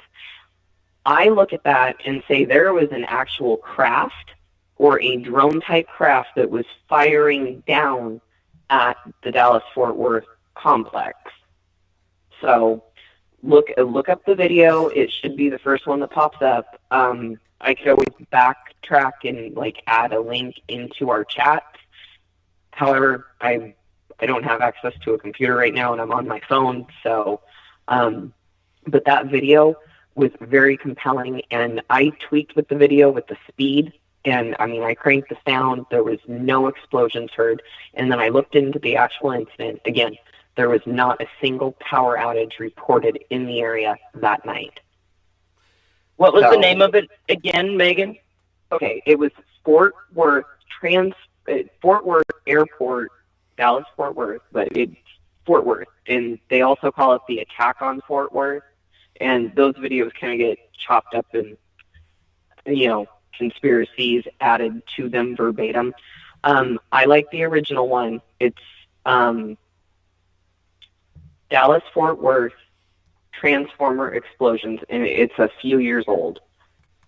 So, but the theory is that they obtained, I'm going to butcher this, Vienna technologies from Afghanistan, and those technologies were being held there at the complex, and off-worlders actually came. Let me get my notes. I have my notes somewhere. The off-worlders actually came to destroy those technologies. So, no, not that notebook. Okay. Did you find the video yet, Chris? No, I'm like you. I'm just on my phone and no computer. Oh, okay. Because I was going to say, I do have the video saved. Isn't that the battle at Fort Worth? So Tripp's got it up in the chat room at the Battle at Fort Worth. How a string of electric explosions lit up night sky like a scene from Star Wars, and that's on Daily Mail. Yeah, UK news. Now, is that, let's see, Trip, is that an edited version where some guy's talking over the video?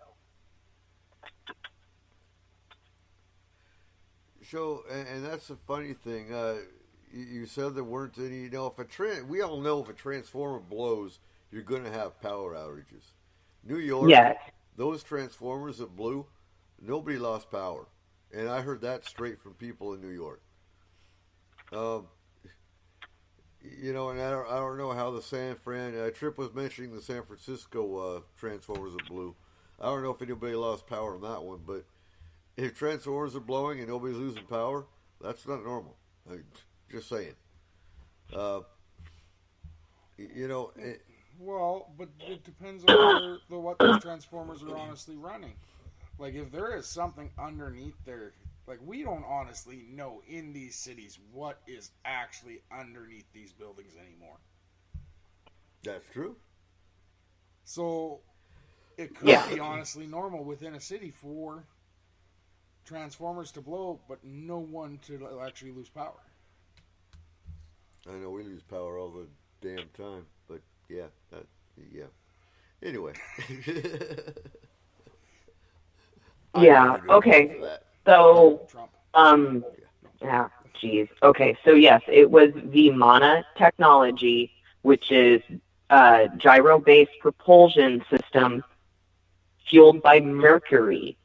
And they obtained that from Afghanistan, and that was what was being held at Fort Worth, Texas.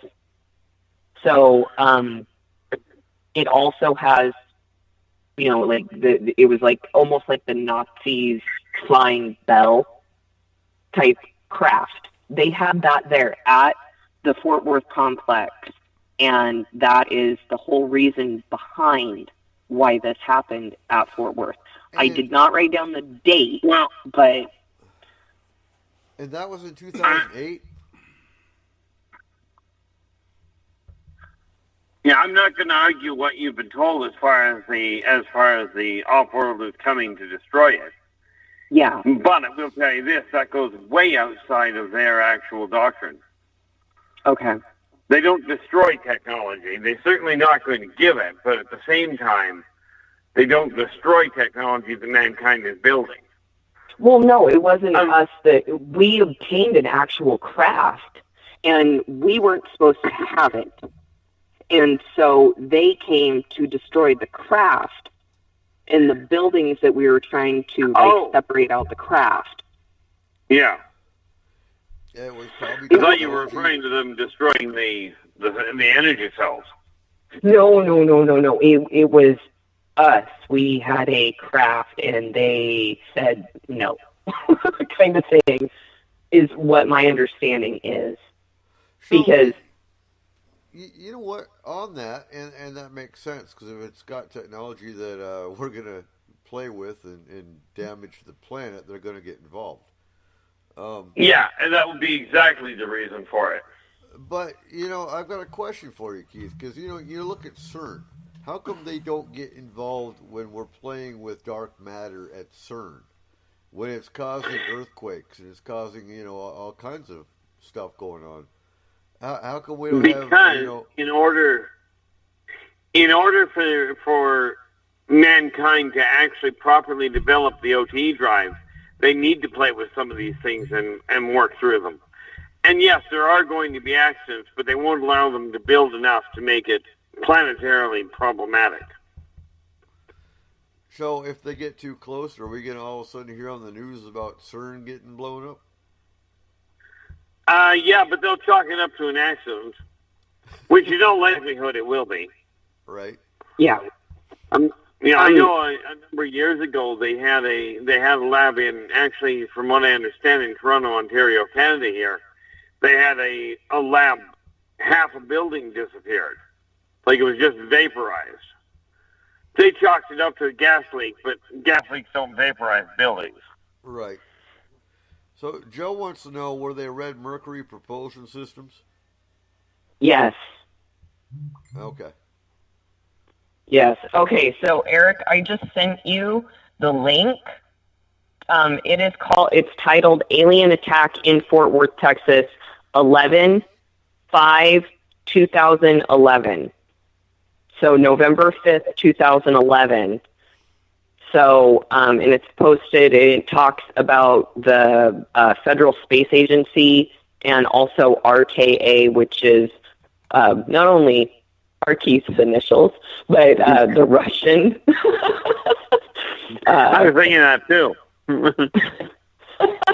So, and then also, Eric, I sent you a picture where I indicated the two bright lights right before a explosion occurred, because once again, I slowed down the video, and then I was able to see an orb in the sky right before the explosion happened. So that's the curious part of the video that I found most intriguing. And Tripp's in the chat, and he says those orbs are lens flares and transformer explosions. But so he's saying that the lens flared before the explosion occurred, because you see a light in the sky, and then all of a sudden you see the sky or the ground underneath of it erupt in color, and then the orb immediately disappears. So I was able to watch it several times and not indicate lens flare, because I saw the light in the sky before the ground color erupted. Okay. Curiosity there, Megan. Since you slowed the sound down, did you by any chance hear what sounded very much like a static discharge right before the explosion? I do not recall hearing a static discharge, but the whole video itself was kind of grainy, like a static graininess to it. Yeah, I'm referring to the sound, not the condition of the video. No, I did not hear like an actual like discharge, but I can happily re-listen to it now that I've dug up the video and I've shared it to, Coop himself. So it's right there at my fingertips. Okay, so let's see. So moving forward, we had the case in. Actually, I believe that case was right outside of Fort Hood, was it not? Where the tunnels underneath the building. It was. It was within 20 miles of Fort Worth. Right. And that was another potential MyLab case. So, again, there's a lot of activity. We really don't know exactly which case was a threat to the team, which is why we just stopped doing all of them. Because, we had 2 different MyLab cases within, about a week of each other, weren't they? It was exactly a week. Something One came in on a Thursday. One came in on a Thursday, and then the next one came in like the next Friday morning or Friday afternoon type time frame. Right. And yeah, trips, crickets, and birds can be heard. Yeah, we're just thinking, Trip. Yeah, that's what happens when you start thinking. Thank you, Trip. So, and these are some of the dangers that we face doing this job. And if you can't come up with mitigations to risks, you just don't do them. We're volunteers. We do this for free. So when it comes to the safety of the team, yeah, no. And actually, Joe, I've herded cats before. It's hard, but with pointy sticks, one can do anything. Pointy sticks and a Bigfoot behind you. And a sheep. And a sheep. And a sheep. But, yeah. I'm just going to leave that alone. Yeah, I knew you were going to... I did. You're better, that's my sheep. Yeah. That's your sheep. She's cute. You're gonna make me choke. Yeah, I like having YouTube live. That's kind of cool. I think we'll do that from now on.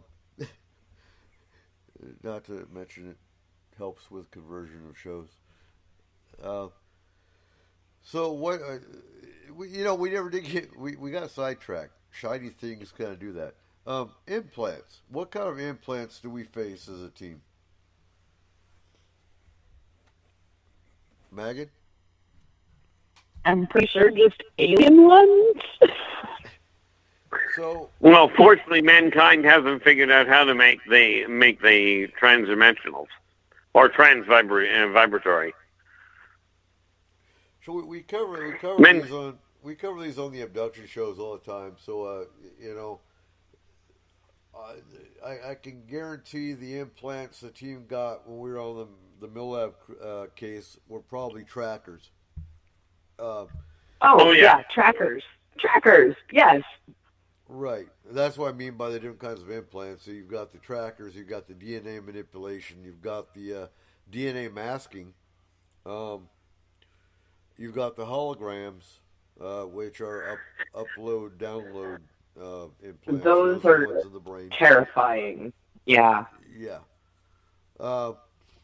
So much like humans do with animals, there's an implant that we put in animals to track them. We do with the elk herds up here. Certain races, each race has their own kind of implant, their own agenda with an implant. The trackers are simply so if you've been abducted, you can pack up all your stuff and move as fast as you want. They're going to find you because they have a tracker in you. And clarify this for me, Keith. But I believe most of your tracking implants are in the nasal cavity, behind the ear, the hands and the feet. Yeah. In the hands and feet, you're usually looking at the wrist and the ankle. Okay. Yeah, I've heard of those too. Which race do we know is doing the trackers? Well, the grays are the most common. Right. Okay. Anyone else? Well, we do know that. We do know that the Nords have been known to use. Of course, the Nords work hand in hand with the Greys. But Radio Command, which happens to be it's the communication specialist for the consortium. and they put in a tracker that is more like a bug. In other words, listening in on what's going on. Okay. Oh, lovely. Ain't it? Yeah, well, this is why I tell people when people complain about Big Brother watching. Well, Big Brother's got a bigger brother.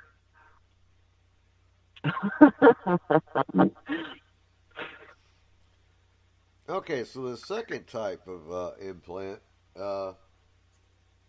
and this ain't proven. This is all conjecture and theory, but I do believe with some of the hybrids, they have an implant. So when humans take their blood, DNA manipulation is not detected.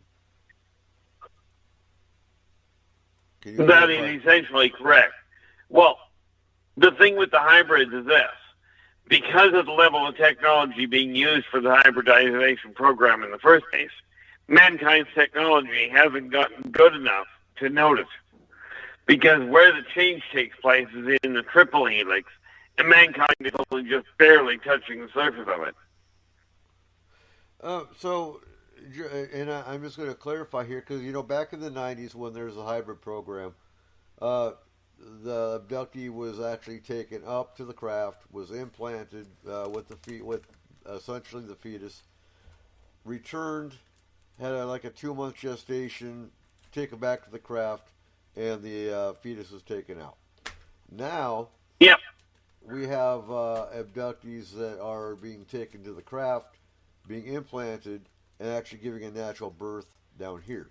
I know of at least one case, and again, it's I don't believe in irony, but there's a case in Texas that is a hybrid, and that individual was actually a natural birth. Yeah. Those are the hybrids I believe have an implant. So when this individual is having blood drawn for medical exams and whatnot of the human variety, they can't detect any kind of a change to the DNA or the blood. Yeah, it'll look normal, if you will. Right. No anomalies that would indicate that this person was a hybrid. Yeah, and something to keep in mind, just to be very clear, most and very, very, very few hybrids actually know they're hybrids. Right. Very few of them. And this individual doesn't, their dad does. Yeah, and you can bet he ain't going to say anything. No, we had that talk. Has anyone on the team ever ran into one of the new human implants? Like human-made trackers?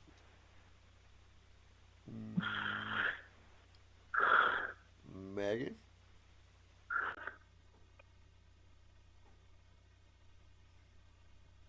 And we have dead silence. Yeah, I know. Megan, you still here? Sorry, I was talking and I was muted. Wow. Nicely done. Sorry. Did the person you were talking to hear you? Well, the only person that responded was myself, so I think we're good right now. Careful of those two-way arguments, eh? Yeah. Oh, man. So at least I agreed. But, okay, my only experience with a human-made implant was really interesting. It was not a tracking device, but I scanned somebody with their permission, and I was like, oh, my goodness, you have something behind your right eye. And they were like, can you describe it? And I was like, it's really weird. It's like a circle with a dollar sign. And they were like, please don't touch it. It was a retinal disc. It was surgically implanted. It was there for a reason. Yes, but I was able to look at it, but when I was astrally scanning them, I could see the shape of it, and I could describe it back to the client. However, I was like, it shouldn't be there.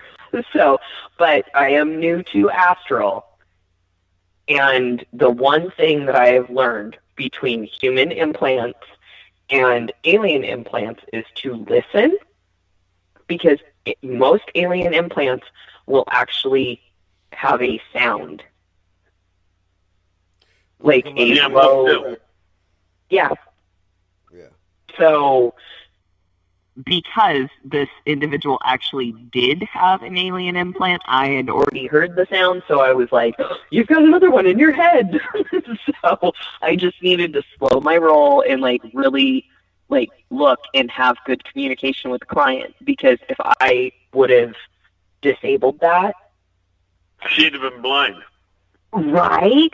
And I'm like, I am so glad my client was right here on the phone with me.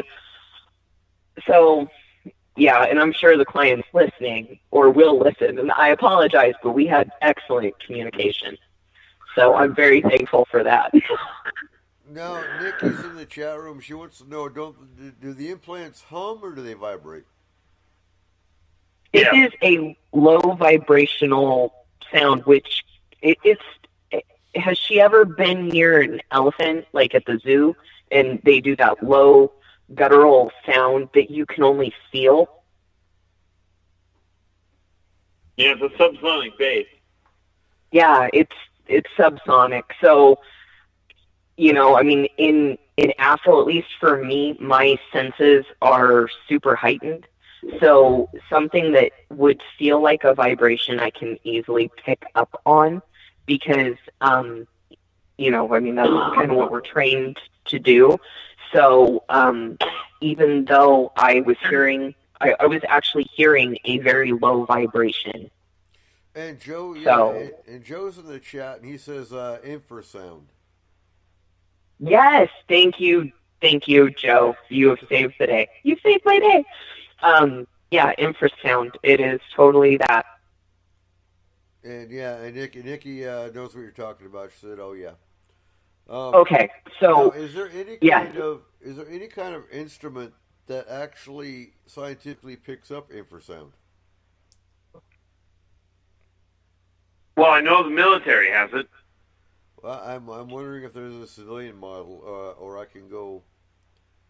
So, okay, have you guys ever heard of a stud finder? Yep. And Okay. It's not for finding guys. So the stud finder, which is about a $15 tool that you could pick up at any hardware store, contractors will use it. That way they're not drilling unnecessary holes into your wall to figure out where the heck your studs are. Those have been used to actually indicate a possibility of alien implants, because it is sound reverberation. It will penetrate through skin. I'm actually playing around with one right now because I'm curious to see if tattoo colors will make it beep. So, I don't know. But stud finders can be useful, just FYI. Right. Okay.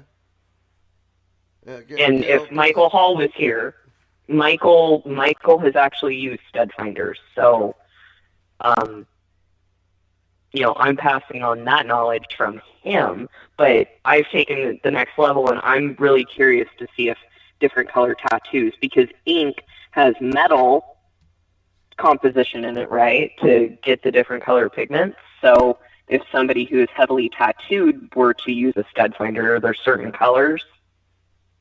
So that's my little side project, but they work. Right. So. Okay, so we're coming to the top of our second hour. We're on the downward stretch, so we're going to go ahead and take a break, and when we return, we will wrap up, however long it takes, but we will wrap up, talk about alien dangers and UFO investigation dangers, and then we'll move on to Bigfoot and cryptids. Okie doke. You are listening to S4 on Spreaker.com.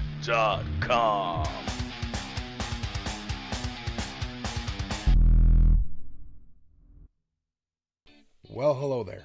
Us here at S4 would like to remind you out there that the UFOI team weekly meetings are broadcast live on Facebook from Denny's, where America eats, each Monday night, 6 to 8 p.m. Pacific Standard Time at UFOI Team on Facebook. The UFOI Team's gear, product store, and newsletter are located on their website at ufoiteam.com.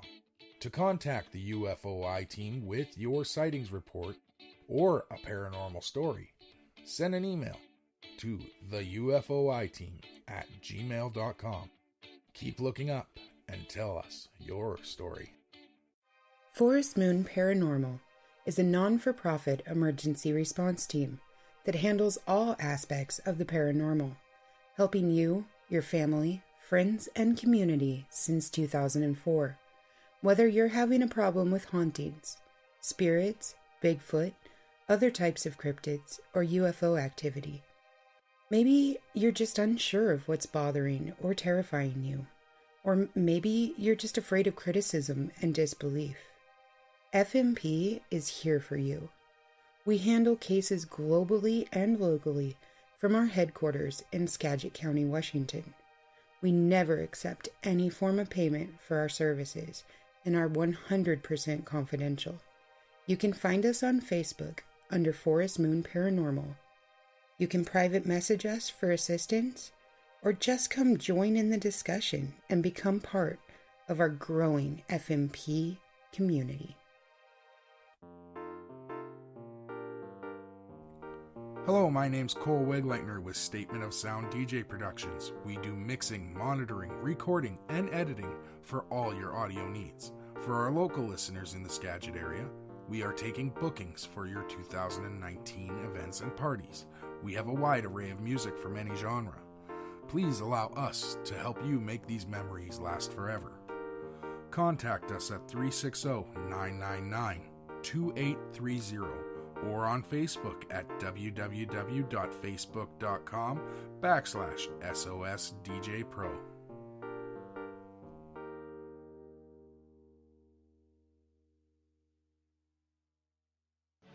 This is a message from S4 and Forest Moon Paranormal.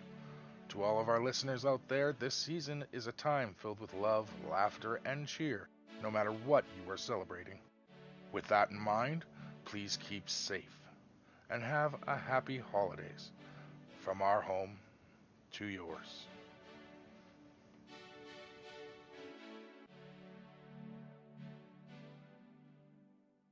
Have you always wanted your company or organization advertised on the radio, but thought it was too expensive or wouldn't reach enough customers? Let S4 be your platform for your radio advertisement needs. Now accepting advertisements and promos for the 2019 year.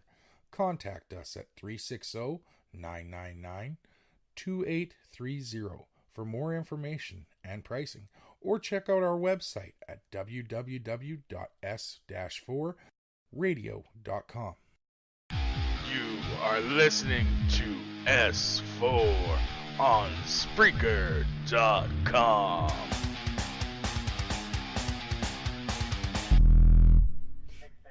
All right, folks, welcome back to the show. We're on the last hour of our 3-hour show from now on, and glad you're with us. We're talking dangers of the paranormal. Is it really dangerous to investigate? And we're going to wrap up our discussion about aliens and UFO investigation, and then we'll talk about Bigfoot and cryptids and mountain expedition and the dangers of that. And then we'll get into how do you protect yourself. So, we've talked about the DNA masking implant. We've talked about the tracking implant. What other implants are there, Keith? What other implants are there? Yeah, what other types? I know we got the hologram. Well, you've got your... We'll go to the hologram. Yeah, the biggest ones. You do have your bug type. You've got your send and receive. That's for communication with certain personnel. Okay. And of course, pardon? And what location would those implants be? Well, most often those are actually right near for communication and right behind the ear. Okay. Because, yeah, we've actually had clients with behind-the-ear implants. So Yeah. Makes sense. Oh, I can't show it to you, obviously, on the radio, but I do have a drawing of the tool they use for the one behind the ear. So when's your book with the? I know you've been working on the other books, but how far along are you on the alien race and the drawing and the craft book? Well, I've actually got a number of the craft. Now, understand, I am not what we call an artist. Okay, I'm really good with the stick man that fell down the stairs and landed on the carburetor. But that being said, I've already got, I think, a half a dozen. I've been a little bit on the slow side as far as drawing goes for the last 2 months. So what we need is a listener out there that's an artist to get a hold of you and start doing drawings for you. Yeah, that would be kind of convenient. But to be specific, we need somebody that is very realistic. Right. The cartoon type doesn't work. I mean, a lot of respect for cartoon artists, just not what we need. So the last main kind of implant is the hologram, and that is actually, I believe, right between the right and left hemisphere in the middle of the brain. Yeah, more often than not. Right. And although they have been known to put it right in between the right and left sinus cavity. Okay.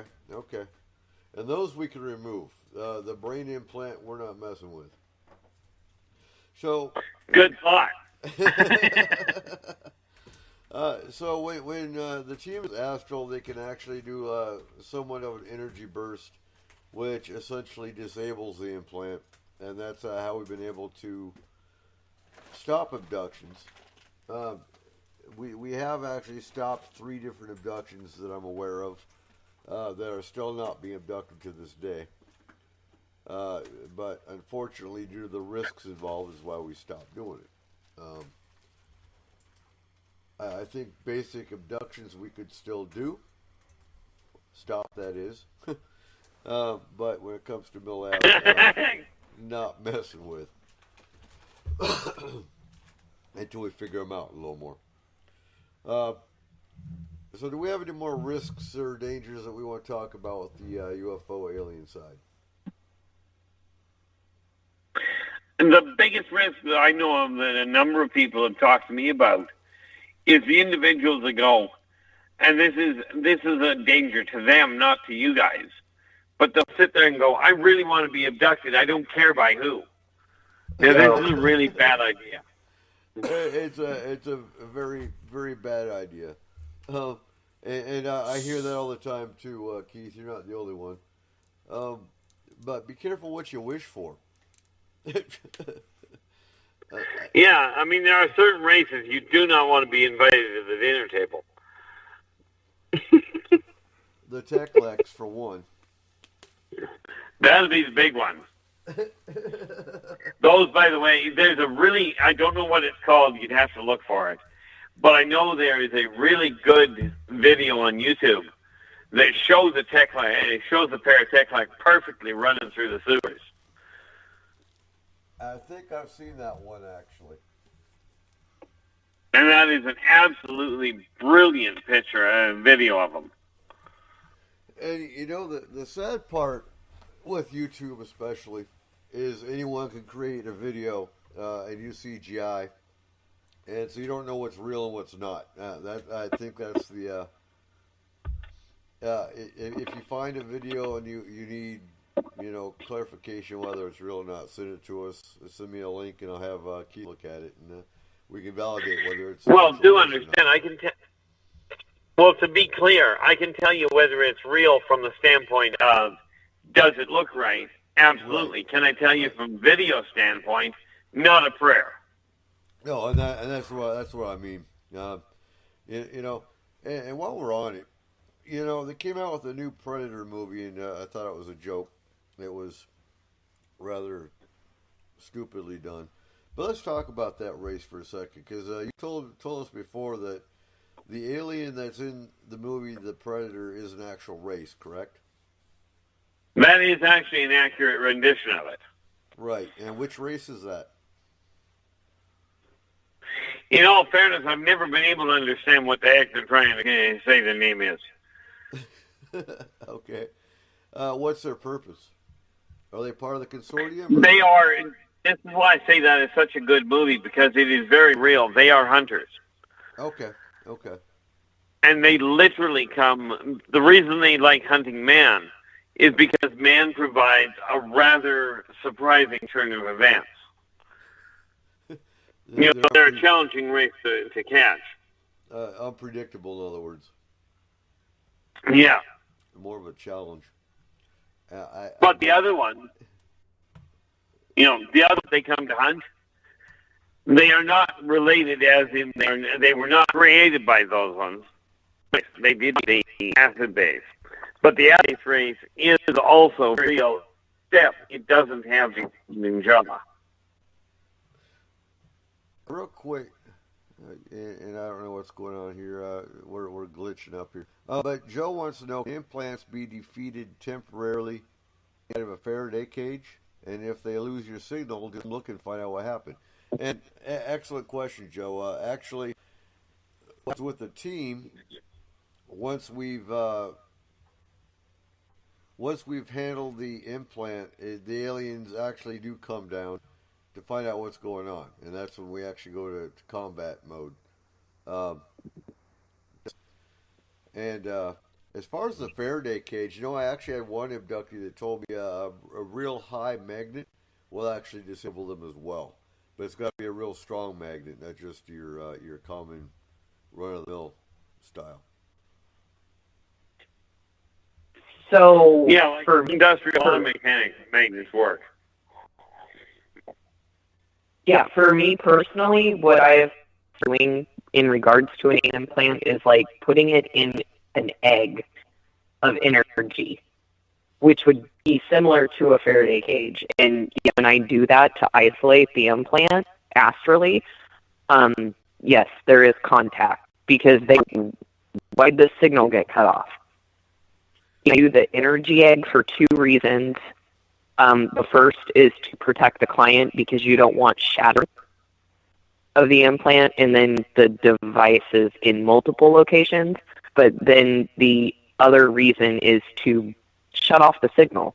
And so I can really, it's almost like using to where I mimic my vibration of that signal. So.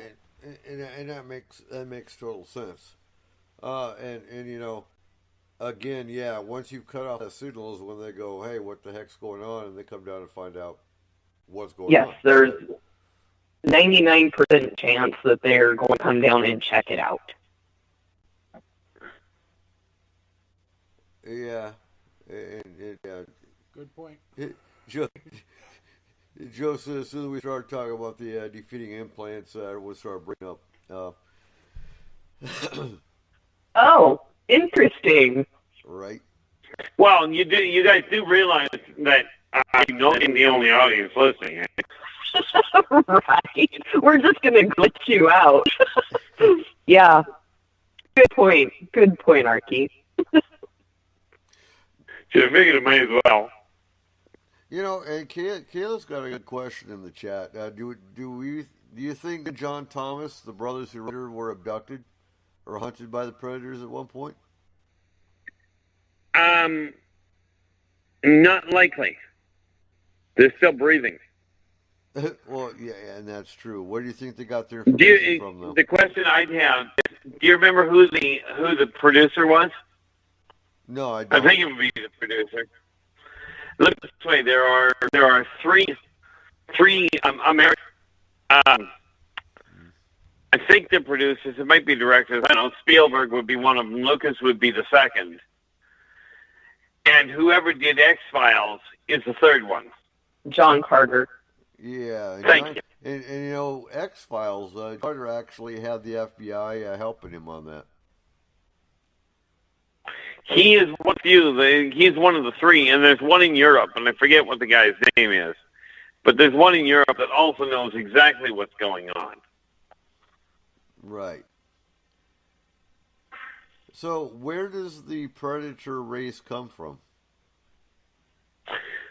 Two wormholes, quite wormholes away. Or at least that's how they get here, just beyond the Alpha Centauri sector. Okay. That's what I was at. Well, what galaxy? Oh, excuse me. What galaxy you're? Gesundheit. Yeah, thank you. So what did it come from? Yeah. So, moving along, Bigfoot. I think one of the biggest things with any kind of cryptid that you're dealing with is the fact that, you know, you watch TV shows, Mountain Monsters, these shows involving Bigfoot, and you've got the guy with khaki shorts and a bottle of water. I know I've always described it as this before. And that's a misnomer because of the fact that, you know, you don't see the paramedic and the survivalist and all that behind the scenes. So now you got every Tom, Dick, and Harry that wants to go out and go Bigfoot hunting, and so they're wearing shorts and a bottle of water. Are you going to survive on that, Megan? No. No. You need to be well prepared. Exactly. You need to have at least a 24, if not a 48-hour pack along with your gear. Most people can handle that. But, and Geretta says Bigfoot's her best friend, something Geretta would never say. But, yeah. She's been hacked.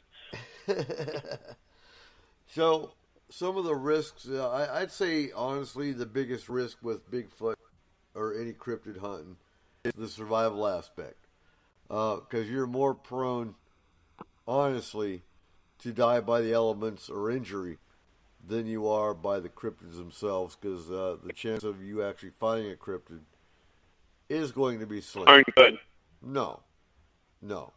And that'd be my point. Yeah, now, frankly, they don't want to be seeing it. If you find one of the Bigfoot race, you're going to disappear. Unless you're well armed. And well, to be clear, the so-called native Bigfoot race is probably a Wara. Which, look, like a bipedal ape. It's got the temperament of a Canadian Wolverine. Now, I've heard some, I heard one Native American source that said there are two kinds of Bigfoot. The positive, which everyone here in the Hendersons think of that, the guardian, the type that stays hidden that you won't see. Then there is a black Bigfoot that is known to have many people call the Hounds of Hell with it. Have you ever heard of that? Well, basically, they're still big there. Understand that they basically take the whole idea of protecting nature to a whole new level. They don't just try and chase people off; they try and eliminate them.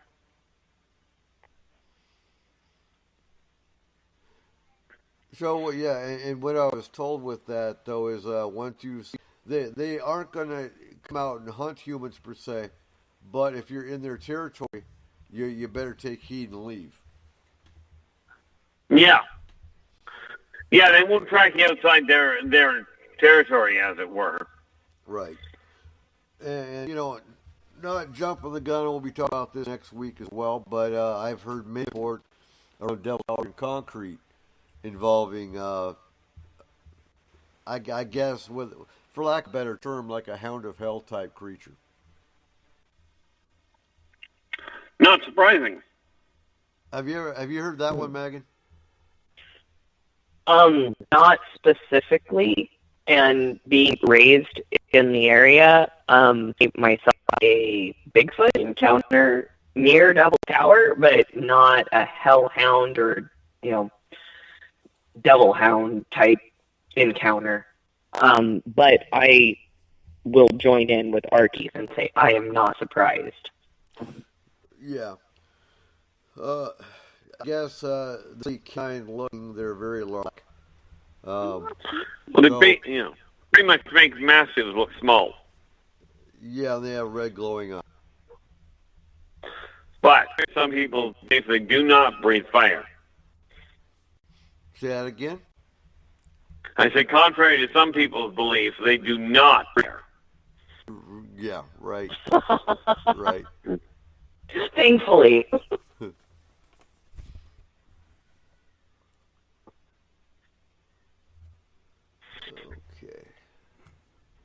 So I'm trying to find something here to see if choppiness or if we're just being tampered with. Huh? Well, don't do what I did the one day. Don't throw your laptop off the table. It doesn't work well. No, they don't bounce. No, they don't bounce. They don't bounce very well, and they tend to No. go breaking into pieces. And they gotta get in your laptop. Yeah, and that's just weird. Yeah, preparing to fall isn't what actually does the damage. No. So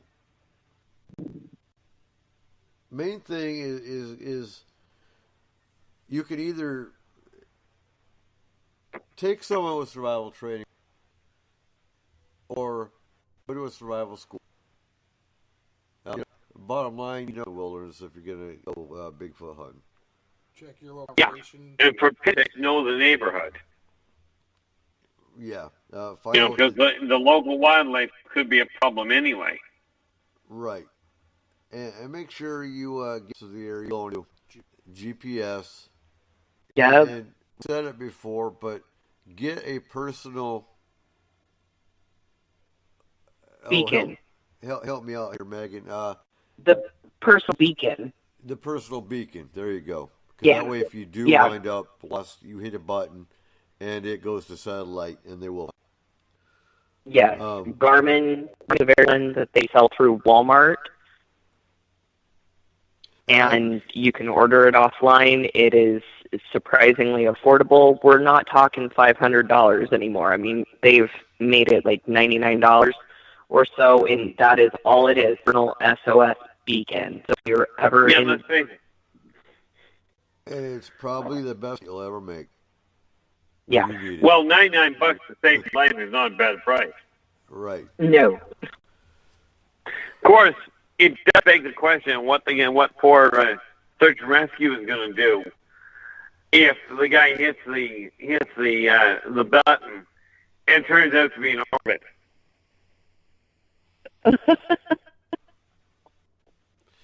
Also, Joe left the chat. He'll leave the show because he's got a storm coming into California. So sleep well, Joe, and we'll see you next week.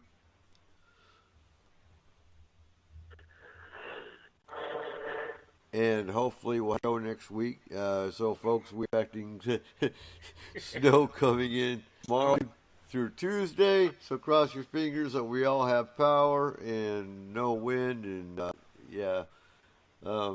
we're fortunate tonight that we've got 7-8 inches of snow here at the headquarters. Megan's well, look at the bright side. Say again? You can't go to made igloo. I don't want to build igloo. But we do have our plan if the power does go out. We just won't be able to do a show.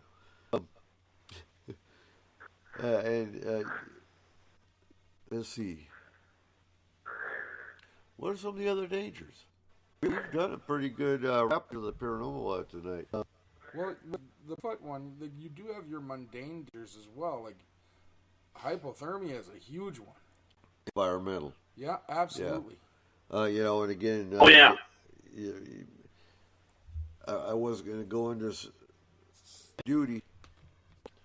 So if you're going, I already said, you take your 48-hour pack.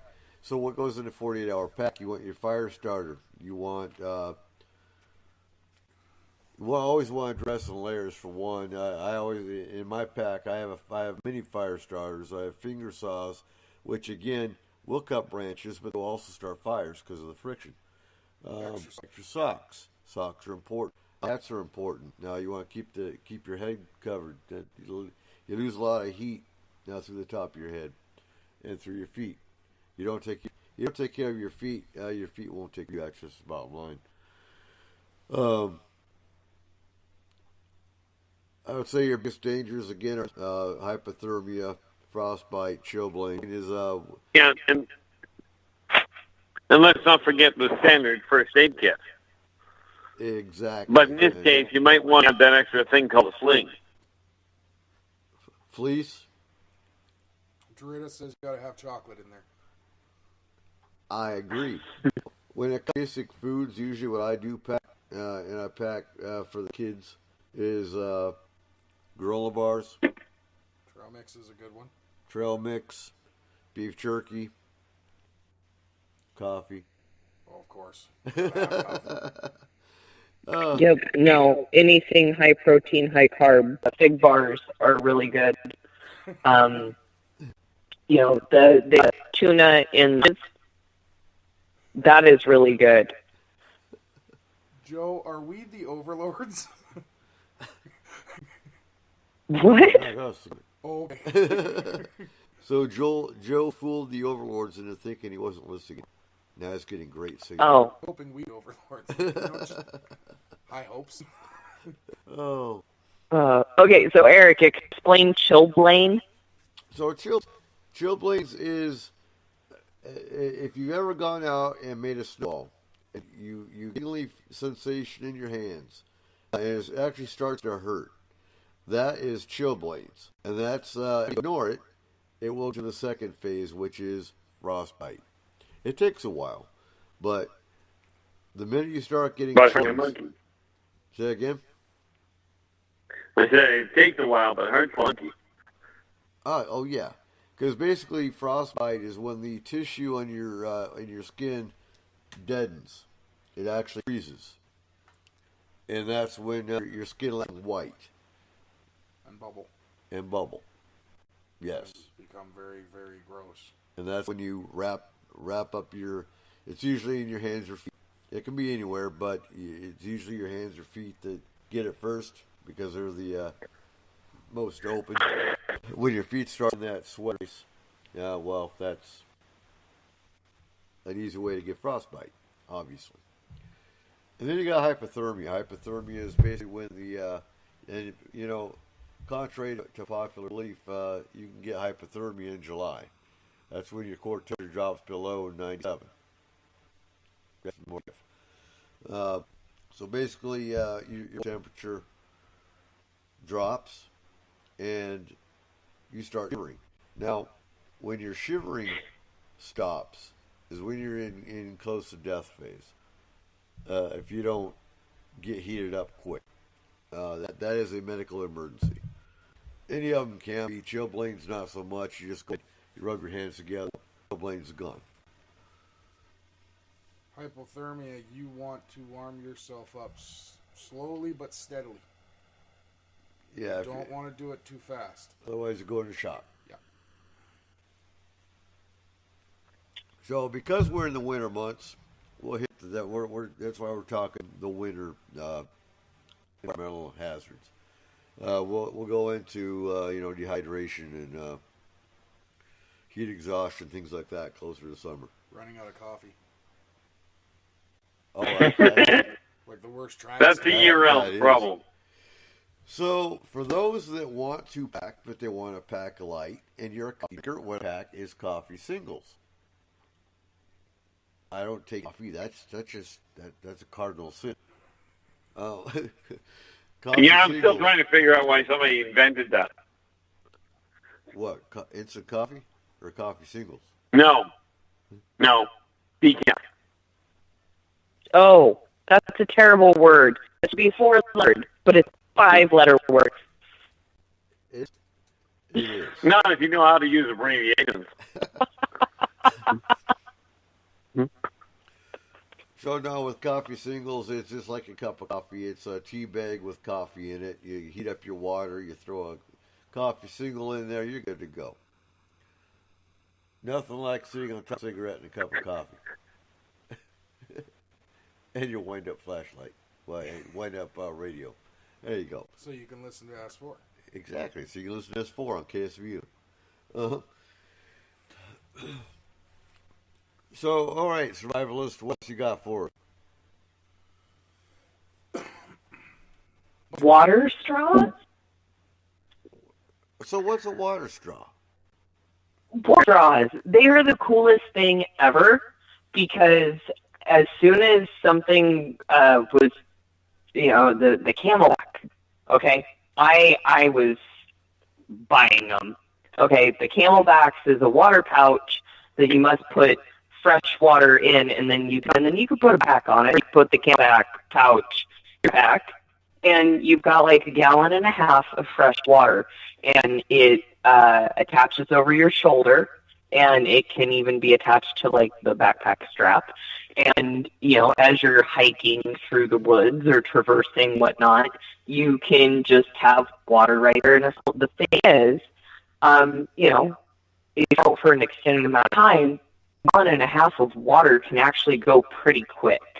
Especially between like if you're the one with the Camelback and your partner doesn't have Camelback, and two of you are using this water pouch, well, now they have made the charcoal filters that you put in the line of the Camelback.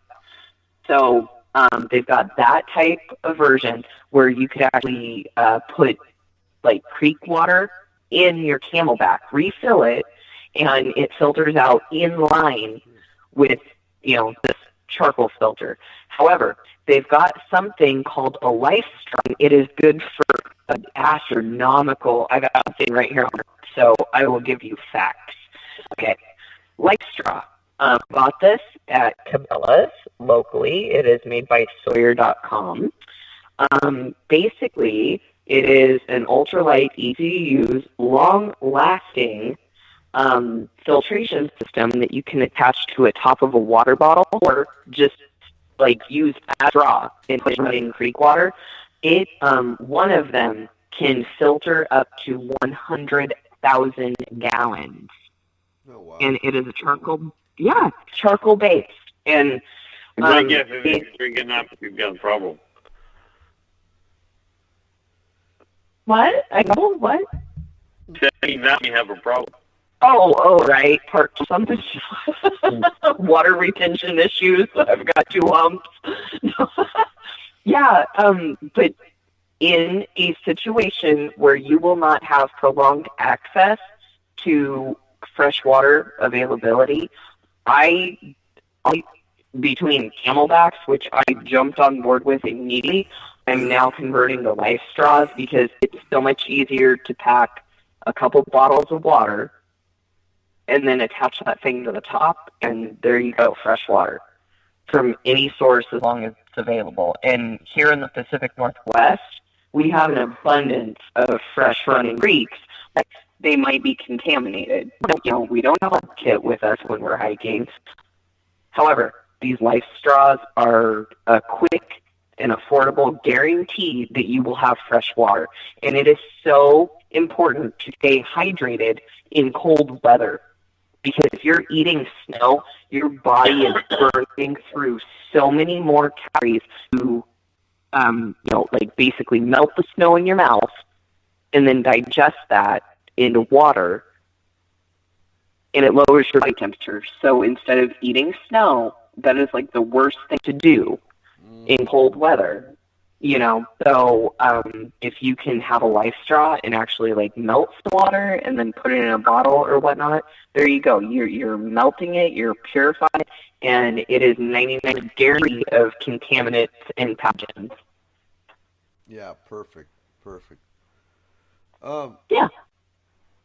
And we're down actually to the last 25 minutes of the show, and I would like to hit on paranormal protection. Yes. As far Chris. as clearing, things you can do to clear your home and keep your home safe. So, Chris, go into that a little bit. Yeah. Clear home is you can do the thing. I was actually not even thinking of protection. I was listening to all your guys' information. I'm completely thrown off. So anybody can jump in. deal with the lessons, like you said, for protection for the clients. The candles, very important when you sage the home to use salt, also sills, doors, sinks, open drains, anything open for the salt. And then more section of yards and things like that. There's crystals and things you can use. But yeah. I want to jump in. Yeah. I want to reiterate that you just run in and sage your home first thing.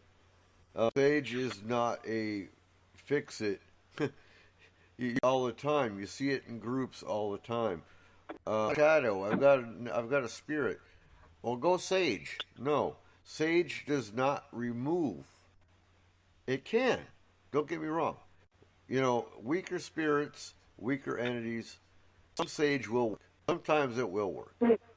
But 9 out of 10 times, no. You don't run back. You don't run into your home because they're going to leave for a minute. You've got to remove the situation. Only now they're mad. Yeah, they'll come back even worse. You've got to go in and remove the problem. Find the root of the problem. And then you go in and sage. It creates a barrier. It changes the ions of the environment from negative to positive. That is a scientific fact. Yeah. It's been proven. Something else that I found works really well is cedar works very much like sage does. It does. Yes. It's just harder to light. Let's say what and cedar is a good protection as well as a good healing. It's used in both. Yeah. Okay, can I disagree for 1 second? So, before I learned to astral, I relied heavily on a white ceremonial sage that I ordered online from California. So white ceremonial sage coupled with my homegrown cedar. And the thing was, even though I had this beautiful sage bundle, my main focus is to really center my intent. My intent meant everything. Sage was just a helper to facilitate what my goal was. I successfully cleared something out of the house with just and my intent. Well, but that was the kicker right there. Well, that's the difference. Well, really, I'm not disagreeing. Right. That's the difference. No, your is energy. It was your energy that did more than the sage did. Okay, well, there we go. That's a valid point. I was being clear in my house. But and you see it on TV all the time, you know, the paranormal shows. I'll get back on them for a minute, because the ones that actually do talk about sage, you watch them, they walk in, and they sit there and they just kind of go about their business with the sage, you know, and yep, that'll fix everything. No, that does not, no. You know. Yeah, I've run across that. I've run across that with a few clients. I've saged. Well, that doesn't help. You have to get the light. Drink. Lock the front door too. No, I actually open the windows. I don't lock it, but everything you can figure out. All of them. I'm just thinking locking the front door will help. I said if they think that saging is all they need to do, then they can bolster the effect to stop a spirit by just locking the door. Oh yeah, and like you say, in the intent, yeah, that's huge. And doing the extended care and all of the reps that work for FMP, we also give them.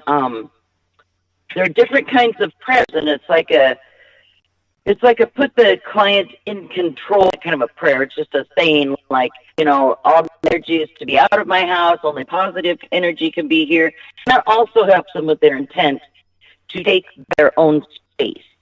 So there's different things that work. And none of this that I've said or any I've answered, Eric, are in depth. There's a lot more we do as extended we get with. But, you know, this is only... we're only time limit here, you know, and each case is different. Some cases we really have to get in depth some cases we have to take multiple days to help the client get the exact and correct protection for them. And there's a lot of times when extended care is constantly make sure that everything's clear, make sure that all is offered and directed correctly. So I just barely touch on stuff tonight. So, Chris, does color of the candles matter? Yes. Yes, actually, there are lots of different colors, herbs that we can use. And, about the cedar, I actually came across a client that, I can't remember if he was allergic. I think he was allergic to actual sage, and I had to have him burn actual cedar to do the smudging of his property. So I've come across different things. And yes, the candles do make a difference, a huge difference. The white one is the universal, basically, for anything. I have a whole paper of different candle colors, depending on the situation. Okay, that's the other thing. So real quick though, you see, and actually, well, we have a mix of Franklin rosemary, cedar, and I can't remember. We actually have our own mix that we use. But what? Yeah. So we've sage. What are we missing? Calamus. What do you mean? We're missing something. No, the salt. You secured the home, but have we talked about the drains? Yeah, I said that. Okay. See, he heard me, see? Yeah. Doorways, electrical incomes. Yeah. The one thing that mix that you've got, though, is calamus. Calamus? Calamus, also known as wormwood. Okay. Oh, gotcha. So, we're down to the last few minutes of the show, and bring up some of the stones. There's some better grounding stones out. We do carry hematite. That's a very basic stone, though. We carry for protection and healing. We carry, which is great for nightmares and dreams. That's kind of one of the stones we use for children most of the time. Yep. We have amethyst, which is known as the peace stone. Also very calming. Very good. Yes. I believe that's also another protective stone. Yes. Tiger's eye is another protection stone. Mm-hmm. And we already hit black tourmaline in the beginning. Moonstone's good. I wore moonstone. Turquoise is good. And I think one of the, I really hit on black tourmaline, but just a crystal quartz actually capability of increasing all the other stones it's used with. So it boosts the other stones. Yeah. Yeah. The only caution there is do not put your quartz crystal right next to your phone unless you're planning on burning it out. Phone, I mean. So here's the thing. Here's the thing though with crystal, because quartz, general. So with quartz crystal, it's all about intention. You can actually go into protection. You program a quartz crystal into healing. You can program into anything really you need. We also use it for trapping. You can actually take attachments. You can actually. In all fair, craft beer is in citrine as well. Of course, it's partly quartz to start with. Well, and with your stones, you have your stones and you expect them to take care of you and help you out, but you have to take care of them too by cleansing them and charging them. And anytime you get a stone, you want to cleanse them, make it yours personally, charge them. And tourmaline is one that I was just reading on. It's so energetic, such an energy-focused stone that you have to cleanse that one more often to have it keep it up as a protection for you. Yeah, such as using quartz. So don't forget jet. Jet's another protection stone. Now, the thing with protection stone, any black stone can actually be stone, because a black stone dispels negativity. Yep. What did you say, Keith? Smoky quartz is of the quartz. Smoky one section. Oh, okay. Okay. All right, folks. We are down to 10 minutes before the end of the show. So, Keith, I know we haven't done this in a while, but how can I know you've written a couple books? How can people find your books? You can either contact me, I'm sure I'll put you in touch with me, but if you call your voice enterprise at yahoo.ca, that's the easiest way to get a direct email to me. Or check out my YouTube channel at R. Keith Andrews. All right. That's the excellent. And Cole, how can we? Yeah, because I've got all the checks there. Okay. Oh yeah. Ouch. We've just started up in next month. I'll actually be in Toronto, Ontario, Canada. Oh, you're doing a boot camp on reclaiming power over your own life. Yeah, you're the speaking the book tour now too. Yeah, I'll be doing that pretty quick too. Good, and of course you'll be at Paracon in September. I will so. All right, Cole. How can we find Statement of Sound DJ services? You can reach on Facebook at www.facebook.com/SOSDJ, or you can give me a call at 360-99-2830. Standing. You can find Forest Moon Paranormal anytime if you have paranormal issues or you want to join the team, especially for our locals. We always need boots on ground. Just go on Facebook, look for Forest Moon Paranormal, jump into the group. We also have our website for S4 Radio, www.s-4radio.com, where soon we'll have our store up and running, hopefully. I'm going to go ahead and wrap up the show. Anyone got words real quick? Just want to say thanks to all the listeners for dropping in and joining us. Indeed. Pineapple. Purple crap. All right. So that's just bad. Researchers, donors, Chris Dodge, your FMP Extended Care Team Leader, Megan Gehring, FP Team and Security, R. Keith Andrews, our FMP Alien Race.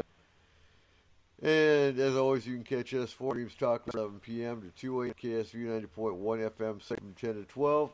Next week, February 16th. Out Eastern Snohomish and Skagit counties. Talk about all the hots and UFO sightings, big reports, cryptids, anything strange and unusual happens up. I want to say thank you to everyone listening. Y'all have a good night. Have a safe week.